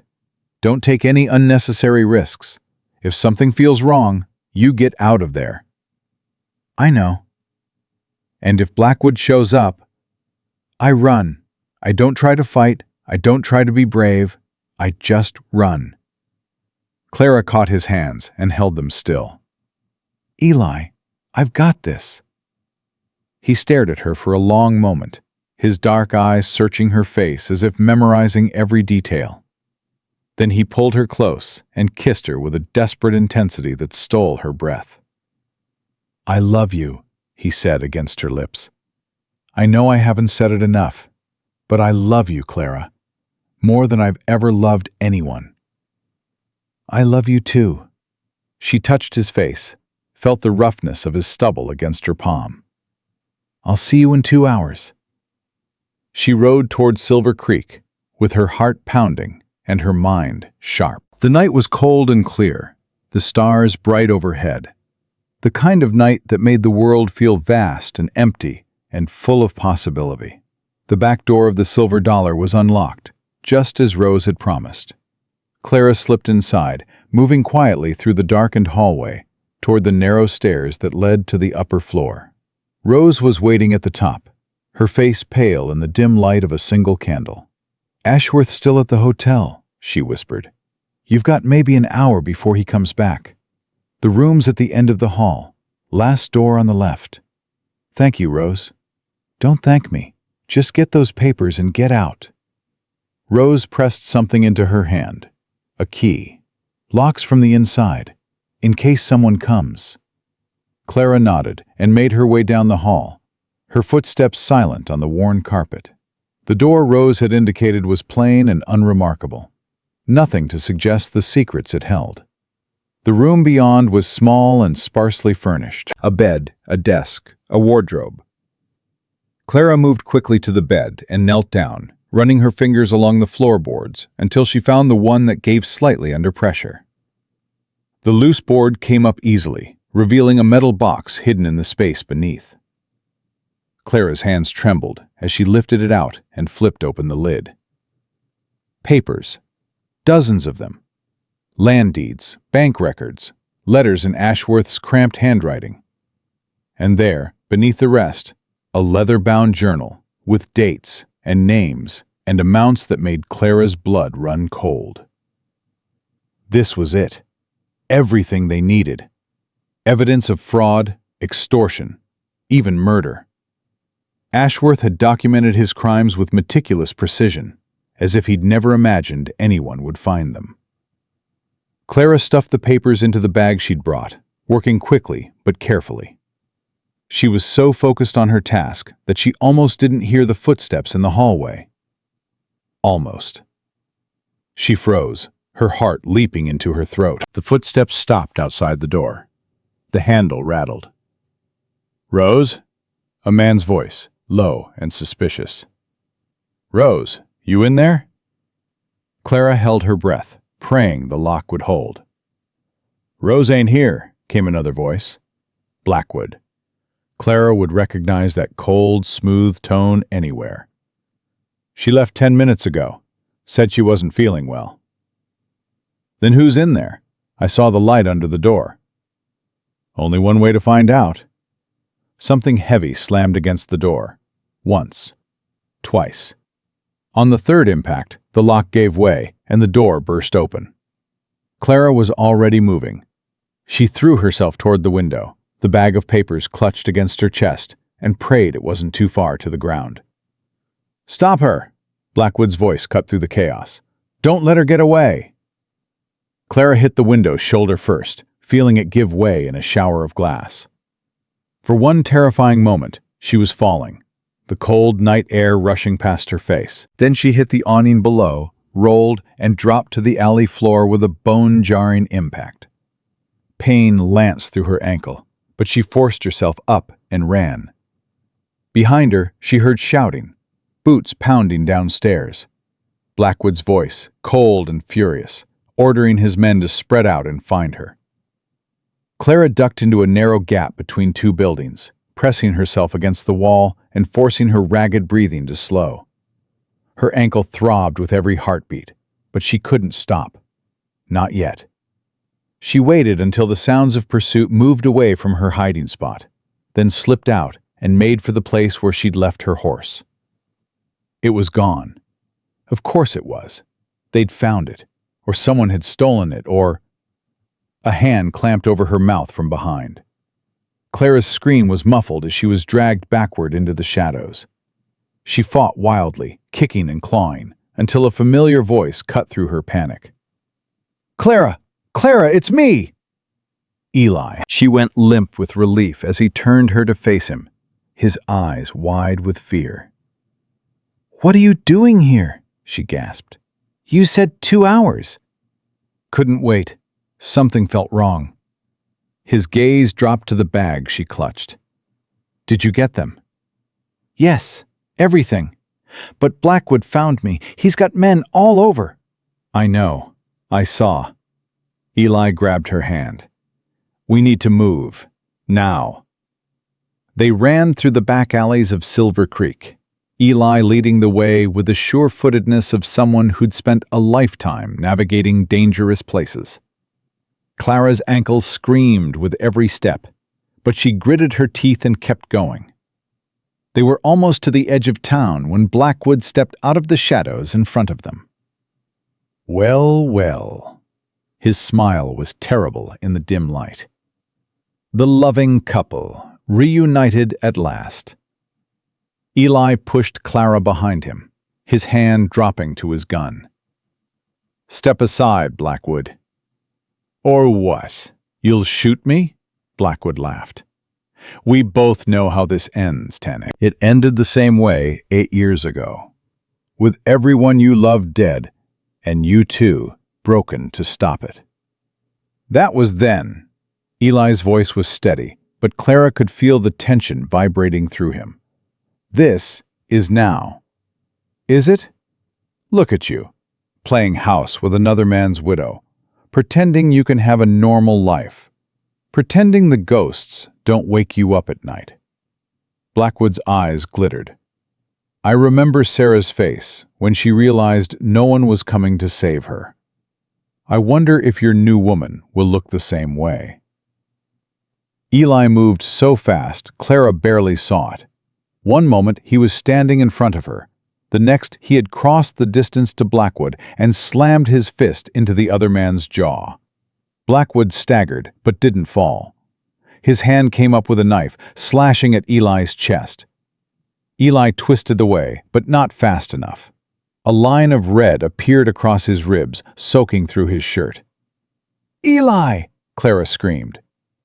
The two men grappled, crashing against the wall of the nearest building. Blackwood was faster, but Eli was stronger, his rage lending him power that 8 years of grief had honed to a deadly edge.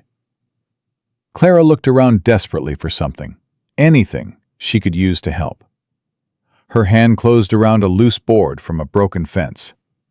Not much of a weapon, but it would have to do. She waited for her moment. When Blackwood managed to get his knife hand free and raised it for a killing blow, Clara swung the board with all her strength. It connected with the back of Blackwood's head with a sickening crack. The man crumpled, the knife falling from his fingers. Eli scrambled free, breathing hard, his hand pressed against his bleeding side. "Clara!" His voice was hoarse. "Clara, you... Is he dead?" She couldn't look away from Blackwood's motionless form. "Did I kill him?" Eli knelt and checked for a pulse. "No, he's alive, just unconscious." He looked up at her, and even in the dim light, she could see the fierce pride in his eyes. "You saved my life." "You've saved mine enough times." Clara's voice shook. Seemed only fair to return the favor. Despite everything, Eli laughed. It was a broken sound, half sob and half genuine mirth. But it was the most beautiful thing Clara had ever heard. "We need to go," he said, struggling to his feet, "before his men find us." "What about him?" Clara gestured to Blackwood. "We can't just leave him." "We're not." Eli pulled a length of rope from his belt and quickly bound Blackwood's hands and feet. "We're taking him with us." It took both of them to haul Blackwood's unconscious body onto Eli's horse. Clara mounted behind Eli, her arms wrapped around his waist, the bag of evidence pressed between them. They rode hard through the night, away from Silver Creek, away from Ashworth's men, toward an uncertain future that suddenly felt full of possibility. By the time they reached the farm, dawn was breaking. Benny was waiting on the porch, his face white with worry, his hands gripping the arms of his chair. "You came back," he breathed as Clara dismounted. "You came back!" "Told you I would." Clara knelt and hugged him fiercely.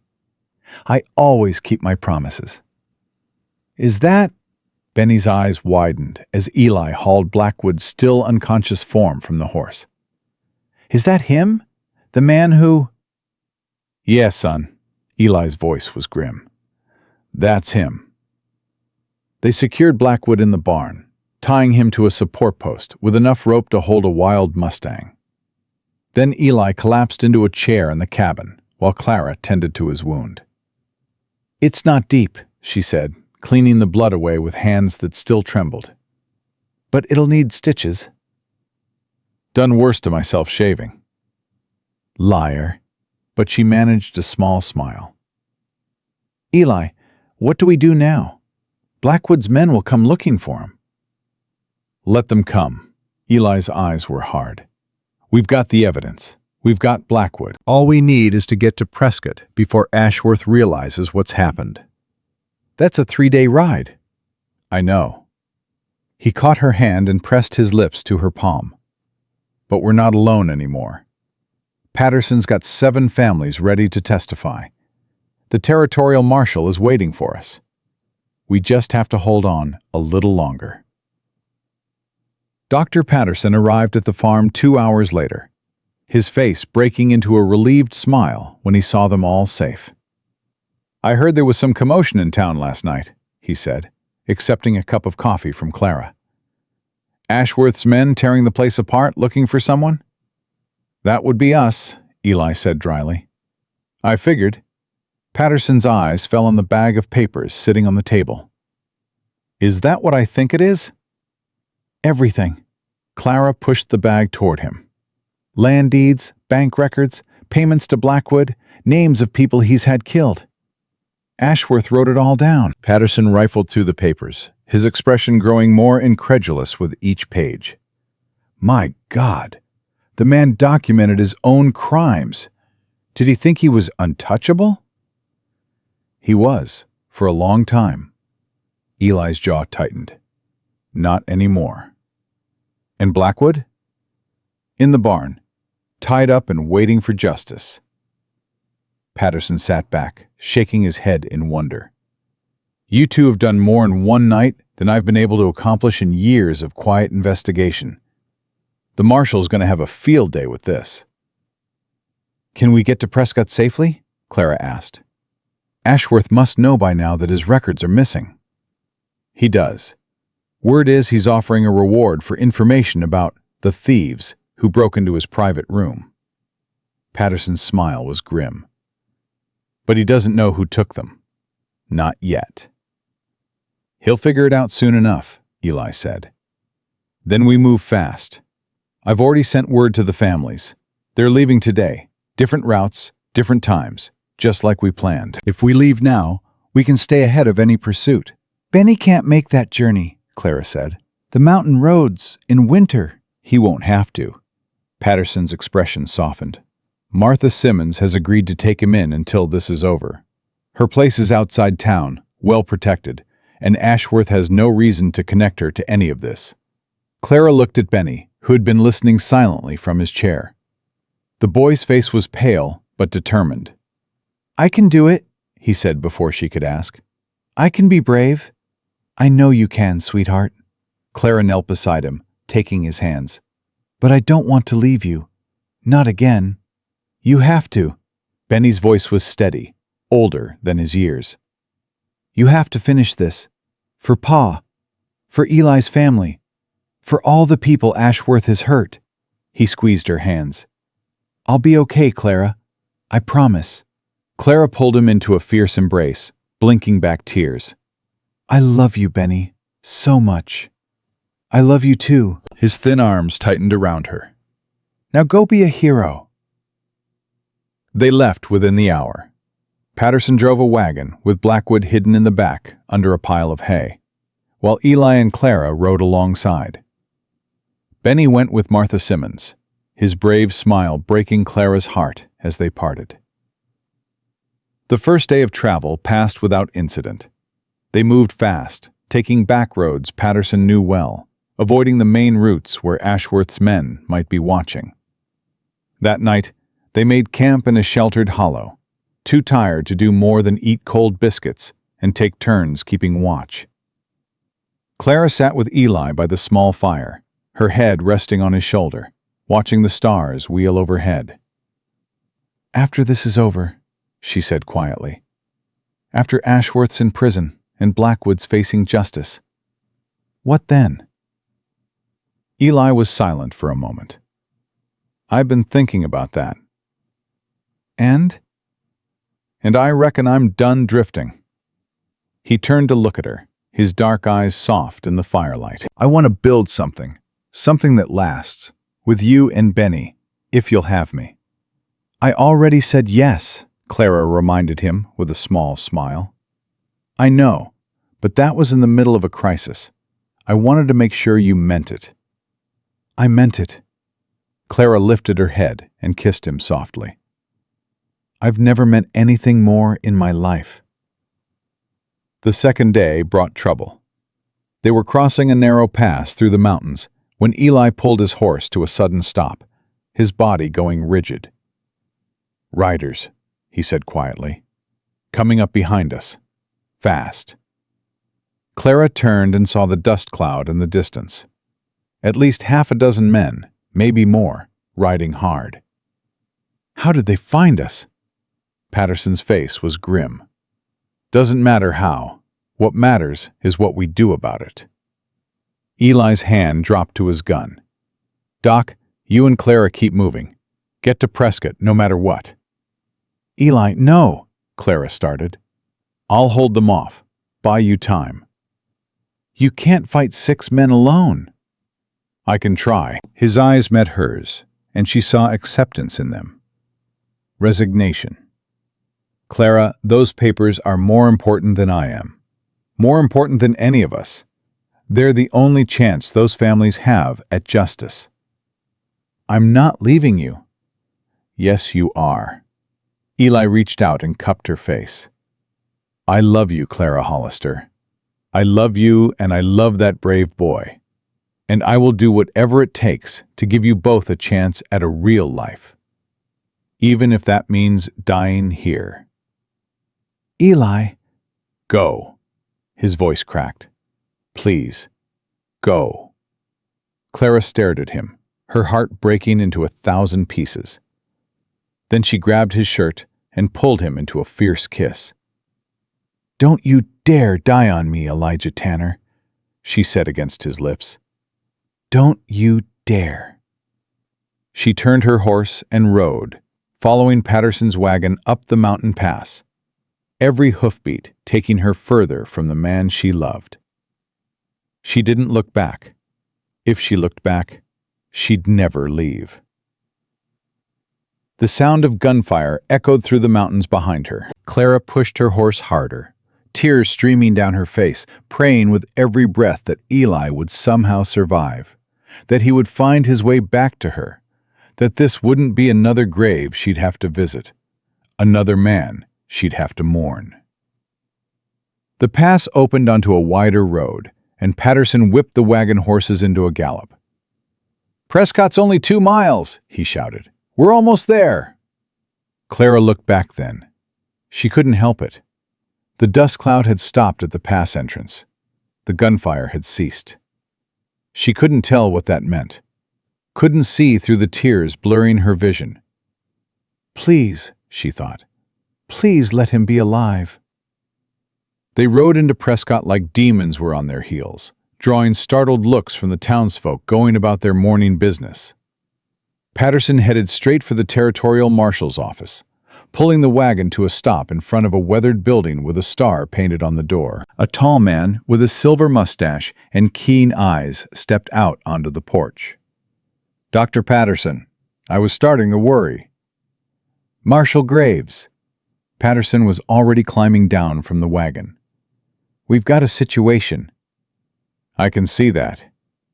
The marshal's eyes swept over Clara's tear-stained face, the hay-covered wagon, the distant sound of gunfire still echoing in the mountains.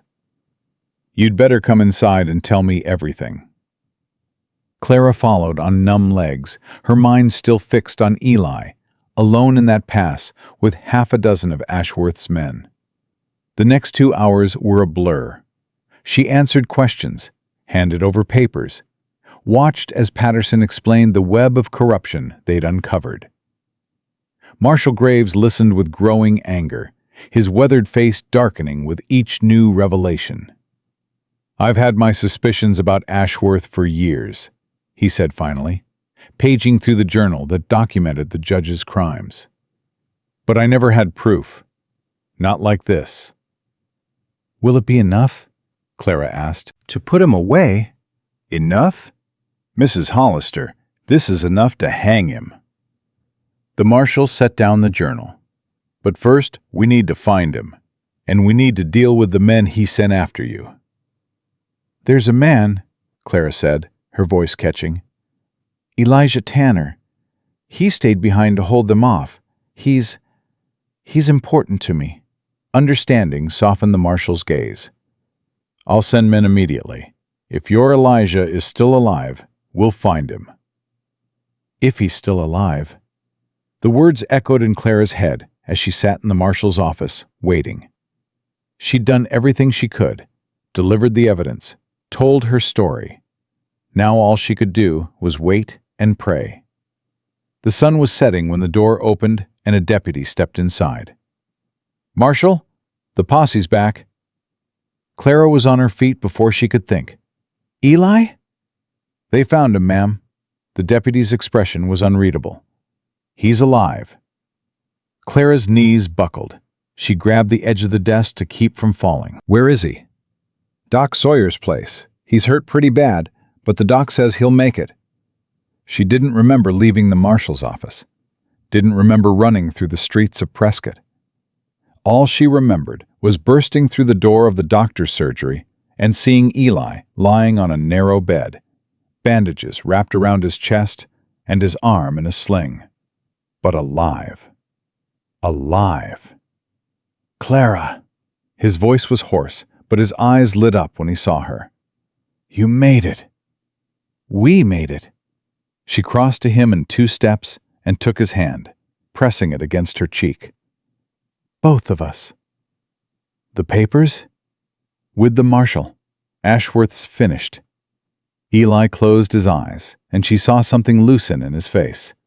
Something he'd been carrying for 8 years. Good, he said softly. That's good. What happened in the pass? Killed 2 of them, wounded 3 more. The last one ran. A ghost of a smile crossed his face. They weren't expecting much of a fight from one man. That was their mistake. You could have died. Could have. Didn't. He opened his eyes and met her gaze. Had too much to live for. Clara bent and kissed him, tasting salt from her own tears. Don't ever do that again, she whispered. Do what? Save your life? Scare me half to death. Eli chuckled, then winced as the movement pulled at his wounds. I'll try, but I ain't making any promises. The trial of Judge Cornelius Ashworth began 3 days later in the Prescott courthouse. Clara sat in the front row, her hand clasped tightly in Eli's. His wounds were healing well, though he still moved stiffly, and the doctor had warned him against any strenuous activity for at least a month. Eli had responded with the same dry humor Clara had come to love. Reckon sitting in a courtroom watching a snake get what's coming to him don't count as strenuous. The courtroom was packed. 7 families from Silver Creek had made the journey, their faces haggard but determined. Dr. Patterson sat nearby, his weathered hands folded in his lap. Rose had come too, her testimony about Blackwood's tattoo and Ashworth's secret dealings proving crucial to the prosecution's case. And there, in the defendant's chair, sat Ashworth himself. The man who had terrorized Silver Creek for years looked smaller somehow, diminished without his fancy office and his corrupt power. His eyes darted around the room, searching for allies and finding none. Marshal Graves had done his work well. In the days since Clara and Eli had arrived in Prescott, a dozen more witnesses had come forward. Ranchers, miners, shopkeepers, all with stories of extortion, fraud, and intimidation at Ashworth's hands. The prosecution calls Clara May Hollister to the stand. Clara's heart pounded as she rose and made her way to the witness chair. She could feel Ashworth's gaze boring into her, cold and hateful. But she refused to look at him. Instead, she focused on Eli's face, on the pride and love she saw there. Mrs. Hollister, the prosecutor began, can you tell the court how you came to discover the documents that form the core of this case? Clara took a deep breath and told her story. The fall from the roof, Eli's arrival, Ashworth's threats, the night she'd broken into the Silver Dollar and found his hidden records. She spoke for nearly an hour, her voice steady despite the trembling in her hands. When she described pulling a gun on Blackwood in the alley, a murmur rippled through the courtroom. And what happened after you obtained the documents? The prosecutor asked. We tried to leave town, but Ashworth's men found us. She paused, glancing at Eli. My fiancé stayed behind to hold them off while I got the evidence to safety. Your fiancé being Elijah Tanner, the man seated in the front row? Yes, sir. The same Elijah Tanner whose wife and daughter were murdered 8 years ago by Marcus Blackwood, a man in Judge Ashworth's employ? Yes, sir. The prosecutor turned to face the jury, his voice rising. So we have a corrupt judge who used his position to steal land from hard-working families, a hired killer who murdered women and children, and a widow who risked everything to bring them to justice. He paused dramatically.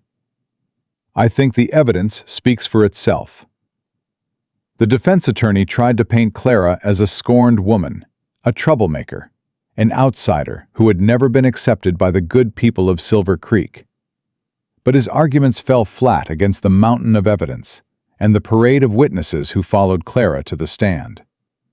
When Eli testified about Sarah and Emma, about the 8 years he'd spent hunting for their killer, Clara saw tears on the faces of the jury members. Even the judge, a fair man from Denver brought in specifically because of Ashworth's connections, wiped his eyes. The verdict came on the 5th day. Guilty on all counts. Clara sagged against Eli as the word echoed through the courtroom. Guilty. After everything they'd been through, after all the fear and pain and uncertainty, justice had finally been served. Cornelius Ashworth, the judge intoned, you have been found guilty of fraud, extortion, conspiracy to commit murder, and a host of other crimes too numerous to list. The sentence is life imprisonment without possibility of parole. Ashworth's face went gray. For the first time since the trial began, Clara saw real fear in his eyes. You can't do this, he sputtered as the marshals moved to take him away. I'm a judge. I have connections. I'll have you all destroyed. Your connections can't help you now, Marshal Graves said coldly. Take him away. Clara watched as Ashworth was dragged from the courtroom, still shouting threats that grew fainter with distance. Then she turned to Eli, and for the first time in what felt like forever, she smiled. It's over, she whispered. Not quite. Eli's expression was complicated. There's still Blackwood. Marcus Blackwood's trial was shorter, but no less satisfying. The federal warrant that Dr. Patterson had mentioned proved authentic. Blackwood was wanted for murder in 3 territories, with a list of victims that made Clara's blood run cold. Sarah and Emma Tanner were just 2 names among many. Rose's testimony about the snake and knife tattoo sealed his fate. Marcus Blackwood, the judge pronounced on the final day, you have been found guilty of multiple counts of murder, robbery, and assault. The sentence is death by hanging, to be carried out at dawn tomorrow. Clara expected to feel satisfaction. She expected to feel relief, or vindication, or something like triumph. Instead, she felt hollow. She looked at Eli, expecting to see joy on his face, or at least peace. But his expression was troubled, his dark eyes fixed on Blackwood as the marshals led him away. Are you all right? She asked quietly, as they filed out of the courthouse. Eli didn't answer immediately. They walked in silence to the hotel where they'd been staying. And it wasn't until they were alone in their room that he finally spoke. I thought I'd feel different, he said, staring out the window at the darkening sky. I spent 8 years dreaming about this moment, about watching Blackwood pay for what he did. I thought when it finally happened, the weight would lift, the nightmares would stop, Sarah and Emma would finally be at peace. And I don't feel anything, his voice cracked. They're still dead, Clara. My little girl is still dead. Blackwood hanging won't bring her back. Won't bring any of them back. Clara crossed to him and wrapped her arms around his waist, pressing her cheek against his back. No, she said softly. It won't. Nothing will. But Eli, justice isn't about bringing back the dead. It's about making sure the living can move forward.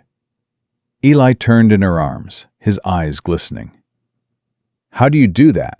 Find the right words when I can't find any." Practice, she managed a small smile. I've had a lot of grief to work through myself. He pulled her close, burying his face in her hair. "I don't want to watch him hang tomorrow." Then don't. "But I should. After everything he took from me, I should be there at the end." Says who? Clara pulled back to look at him. Eli, you don't owe that man anything. Not your presence, not your attention, not one more second of your life. He's taken enough from you already. The families of his other victims will be there. What will they think if I'm not? They'll think you chose to spend your last morning as a bachelor with a woman you love, instead of watching a monster die. Clara cupped his face in her hands. Sarah would understand. She'd want you to choose life, Eli. She'd want you to be happy. Eli stared at her for a long moment. Then, slowly, the tension drained from his shoulders. How do you know what Sarah would want? Because I know you. And any woman who earned your love must have been extraordinary. Clara smiled through her own tears. I hope I can live up to her memory. Eli kissed her then, deep and tender and full of a grief that was finally beginning to heal.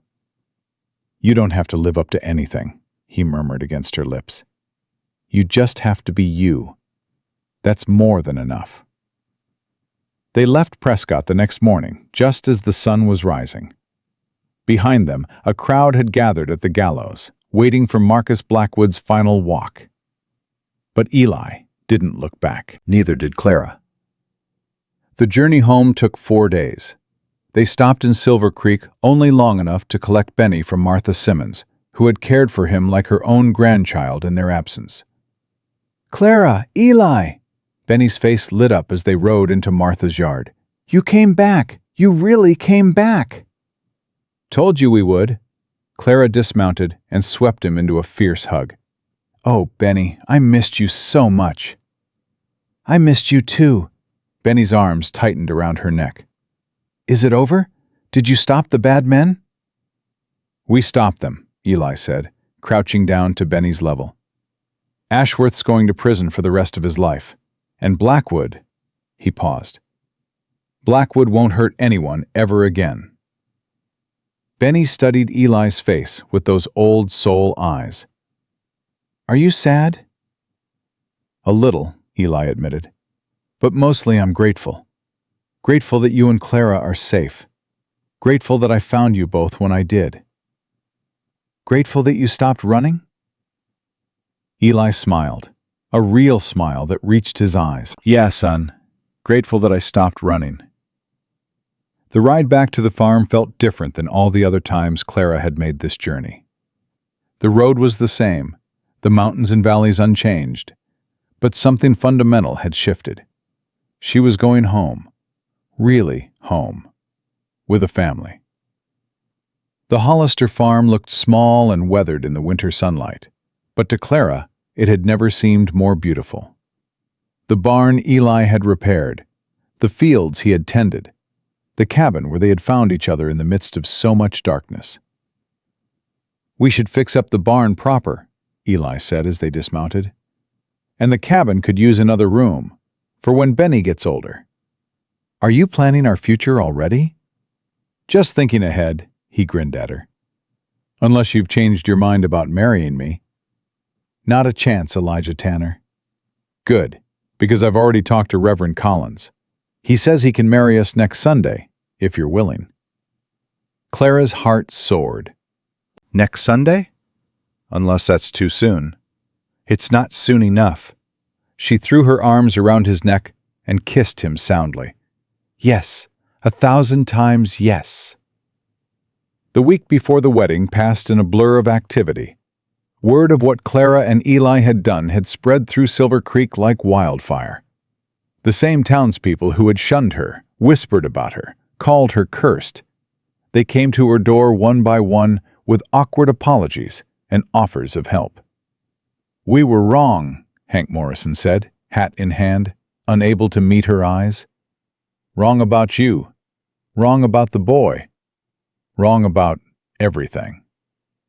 Clara could have turned them away, could have held on to her bitterness and told them their help wasn't needed. Instead, she opened her door and welcomed them in.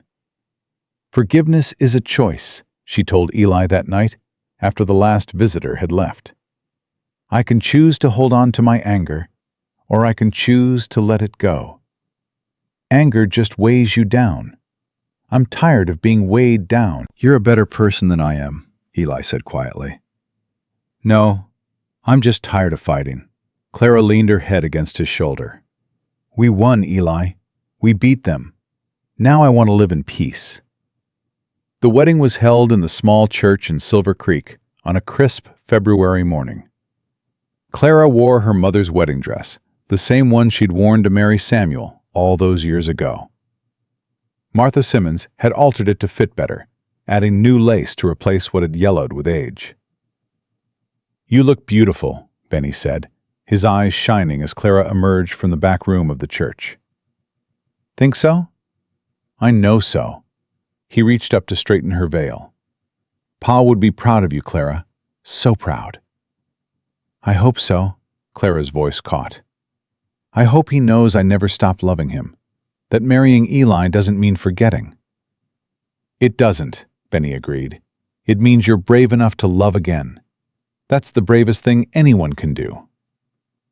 When had this boy become so wise? The church was full, not just with townspeople, but with the families who had testified at the trial, who had come back to Silver Creek to rebuild their lives on the land Ashworth had tried to steal. Dr. Patterson sat in the front row next to Martha Simmons, beaming like a proud parent. Even Rose had come, her faded beauty softened by a genuine smile. But Clara only had eyes for Eli. He stood at the altar in a new suit, his dark hair slicked back, his wounded arm still slightly stiff at his side. When he saw her walking down the aisle, his face transformed. "You're beautiful," he breathed, as she took her place beside him. "You clean up pretty well yourself." Reverend Collins cleared his throat. "Dearly beloved, we are gathered here today to witness the union of Clara May Hollister and Elijah James Tanner in holy matrimony." The ceremony was simple, the vows traditional. But when Eli slipped the ring onto Clara's finger, his hands were trembling. "I, Elijah, take thee, Clara, to be my wedded wife, to have and to hold from this day forward, for better, for worse, for richer, for poorer, in sickness and in health, to love and to cherish, till death us do part." Clara's eyes overflowed as she spoke her own vows, her voice steady despite the emotion threatening to choke her. "I, Clara, take thee, Elijah, to be my wedded husband, to have and to hold from this day forward, for better, for worse, for richer, for poorer, in sickness and in health, to love and to cherish, till death us do part."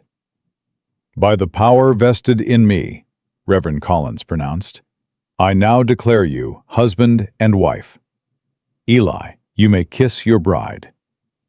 The kiss was gentle at first, almost reverent. Then Eli's arms tightened around her, and Clara felt all the love and longing and hope of the past weeks pour into that single moment of connection. The congregation erupted in applause. They walked out of the church as husband and wife, Benny rolling along beside them, his face split with the biggest grin Clara had ever seen. "I have a pa again," he whispered as they posed for photographs outside the church. "A real pa." Eli knelt down beside the boy's chair, his expression serious. "Benny, I want you to know something. I'm not trying to replace your brother. Samuel was your family first, and I'll never ask you to forget him." "I know." Benny's eyes were bright. "But Eli, I'd be proud to call you Pa, if that's okay." Eli's composure cracked. He pulled Benny into a fierce hug, his shoulders shaking with emotion. "More than okay," he managed. More than okay, son. Clara watched them, her heart so full she thought it might burst. This was what she'd been fighting for. Not just survival, not just justice, but this. Family. Love. Home. The reception was held at the farm, with tables set up outside, and enough food to feed half the county. Music played. Children ran laughing through the fields, and for one perfect afternoon, all the darkness and fear of the past months seemed like a distant memory. As the sun began to set, Clara found herself standing at the edge of the property, looking out at the land that had nearly broken her. "Penny for your thoughts?" She turned to find Eli beside her, 2 glasses of cider in his hands. She accepted one gratefully. "Just thinking about how much has changed," she said. "A few months ago, I was lying in the snow, sure I was going to die. Now look at us." "Pretty good turnaround," Eli agreed. He slipped his arm around her waist, pulling her close. "Any regrets?" "Only that I didn't fall off that roof sooner." Eli laughed, the sound warm and free in a way she'd never heard from him before. "Now that would have been hard to arrange." "Worth it, though." Clara turned in his arms, looking up at his face. "Meeting you was worth everything." Clara Tanner. He tried out the name, smiling. "I like the sound of that." "Clara Tanner," she repeated. "Me too." They stood together in the fading light, watching as the stars began to emerge overhead. Behind them, the sounds of celebration continued, laughter and music, and the happy chatter of people who had been through darkness and emerged into light. "What happens now?" Clara asked. "Now?" Eli pressed a kiss to her forehead. "Now we live. We raise Benny. We work this land. We build something that lasts." "Is that enough for you? After everything you've seen? Everything you've been through?" Eli was quiet for a moment. Then he reached into his pocket and pulled out the locket that held Sarah and Emma's portraits. "For a long time, I kept this close to remind myself what I'd lost, what I was fighting for." He opened the locket, gazed at the tiny faces inside. "But now I think I'll keep it to remind myself what I almost missed, the second chance I nearly threw away." "Eli, Sarah would have liked you," he said softly. "She would have been glad I found you, glad I stopped running long enough to see what was right in front of me." Clara touched the locket gently. "We'll tell our children about them, about Sarah and Emma. They'll know they're part of a bigger story." "Our children?" Eli's eyes lit up. "You want children?" "Someday, if God's willing," Clara smiled. "Though we already have one, don't we?" They both looked toward the cabin, where Benny sat on the porch with Dr. Patterson, listening intently to some story the old man was telling. "Yeah," Eli said, his voice thick. "Yeah, we do." Spring came early that year. The fields that had lain fallow burst into life, green shoots pushing up through the rich soil. The cattle grew fat on new grass. The chickens laid more eggs than Clara knew what to do with, and Benny, who the doctors had said would never walk again, took his first steps with the help of the metal braces Eli had commissioned from a specialist in Denver. "I'm doing it!" he shouted, his face alight with wonder as he lurched across the cabin floor. "Clara, Eli, look! I'm walking!" Clara caught him as his strength gave out, tears streaming down her face. "You're doing it, sweetheart. You're really doing it." "Didn't I tell you?" Eli said, his voice rough with emotion. "Nothing's impossible. Not for a Tanner." Benny looked up at him, this man who had come into their lives as a stranger and become so much more. "I'm a Tanner now?" "You've always been a Tanner," Eli said firmly, "in every way that matters." Summer brought visitors from Prescott. Marshal Graves and his wife, come to see how their star witnesses were faring. They brought news from the wider world, Stories of other corrupt officials being brought to justice. Other families reclaiming what had been stolen from them. "You two started something," the marshal said, sipping lemonade on the porch. "Something bigger than you know. Folks all over the territory are standing up, refusing to be pushed around anymore. They saw what you did, and they realized they could do it too." "We just did what needed doing," Clara said modestly. "That's what heroes always say." Marshal Graves raised his glass. "To the Tanners, may your courage never be forgotten." Autumn painted the mountains in gold and crimson, and Clara discovered she was pregnant. "Are you sure?" Eli asked, his face a complicated mix of joy and terror. "The doctor confirmed it this morning. We're going to have a baby, Eli. Our baby." She watched the emotions play across his face. The fear of loss, the weight of old grief, and then, slowly, a dawning wonder that pushed everything else aside. "A baby," he breathed. "Our baby. Are you happy?" Instead of answering, he swept her into his arms and spun her around, laughing and crying at the same time. "Happy doesn't even begin to cover it," he said when he finally set her down. "Clara, you've given me everything. A home, a family, a reason to keep living when I thought I had none left." "You gave yourself that reason," Clara corrected gently. "The day you stopped running and chose to stay, you just needed someone to remind you it was possible." Winter returned, gentler than the year before, and with it came the anniversary of their first meeting. Clara stood on the porch, watching the snow fall softly on the land they had built together.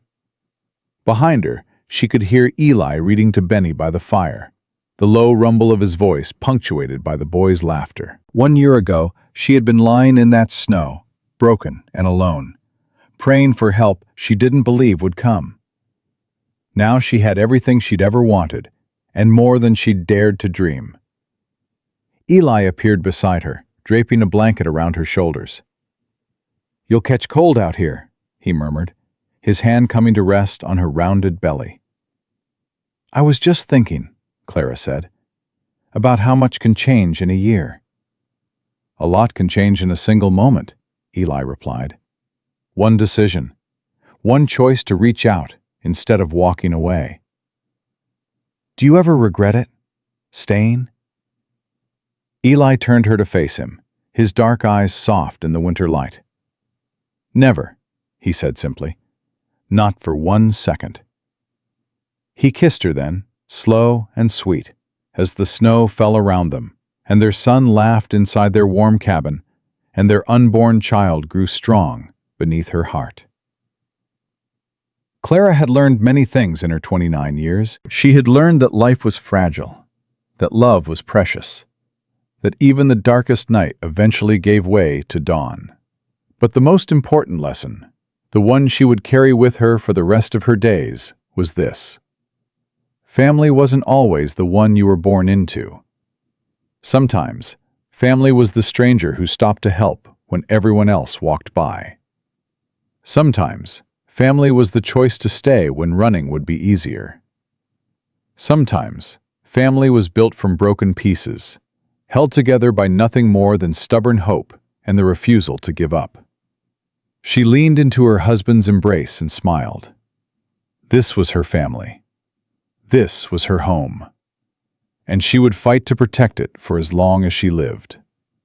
The snow kept falling, soft and silent, covering the land in a blanket of white. Inside the cabin, a fire crackled warmly. A boy laughed at a story.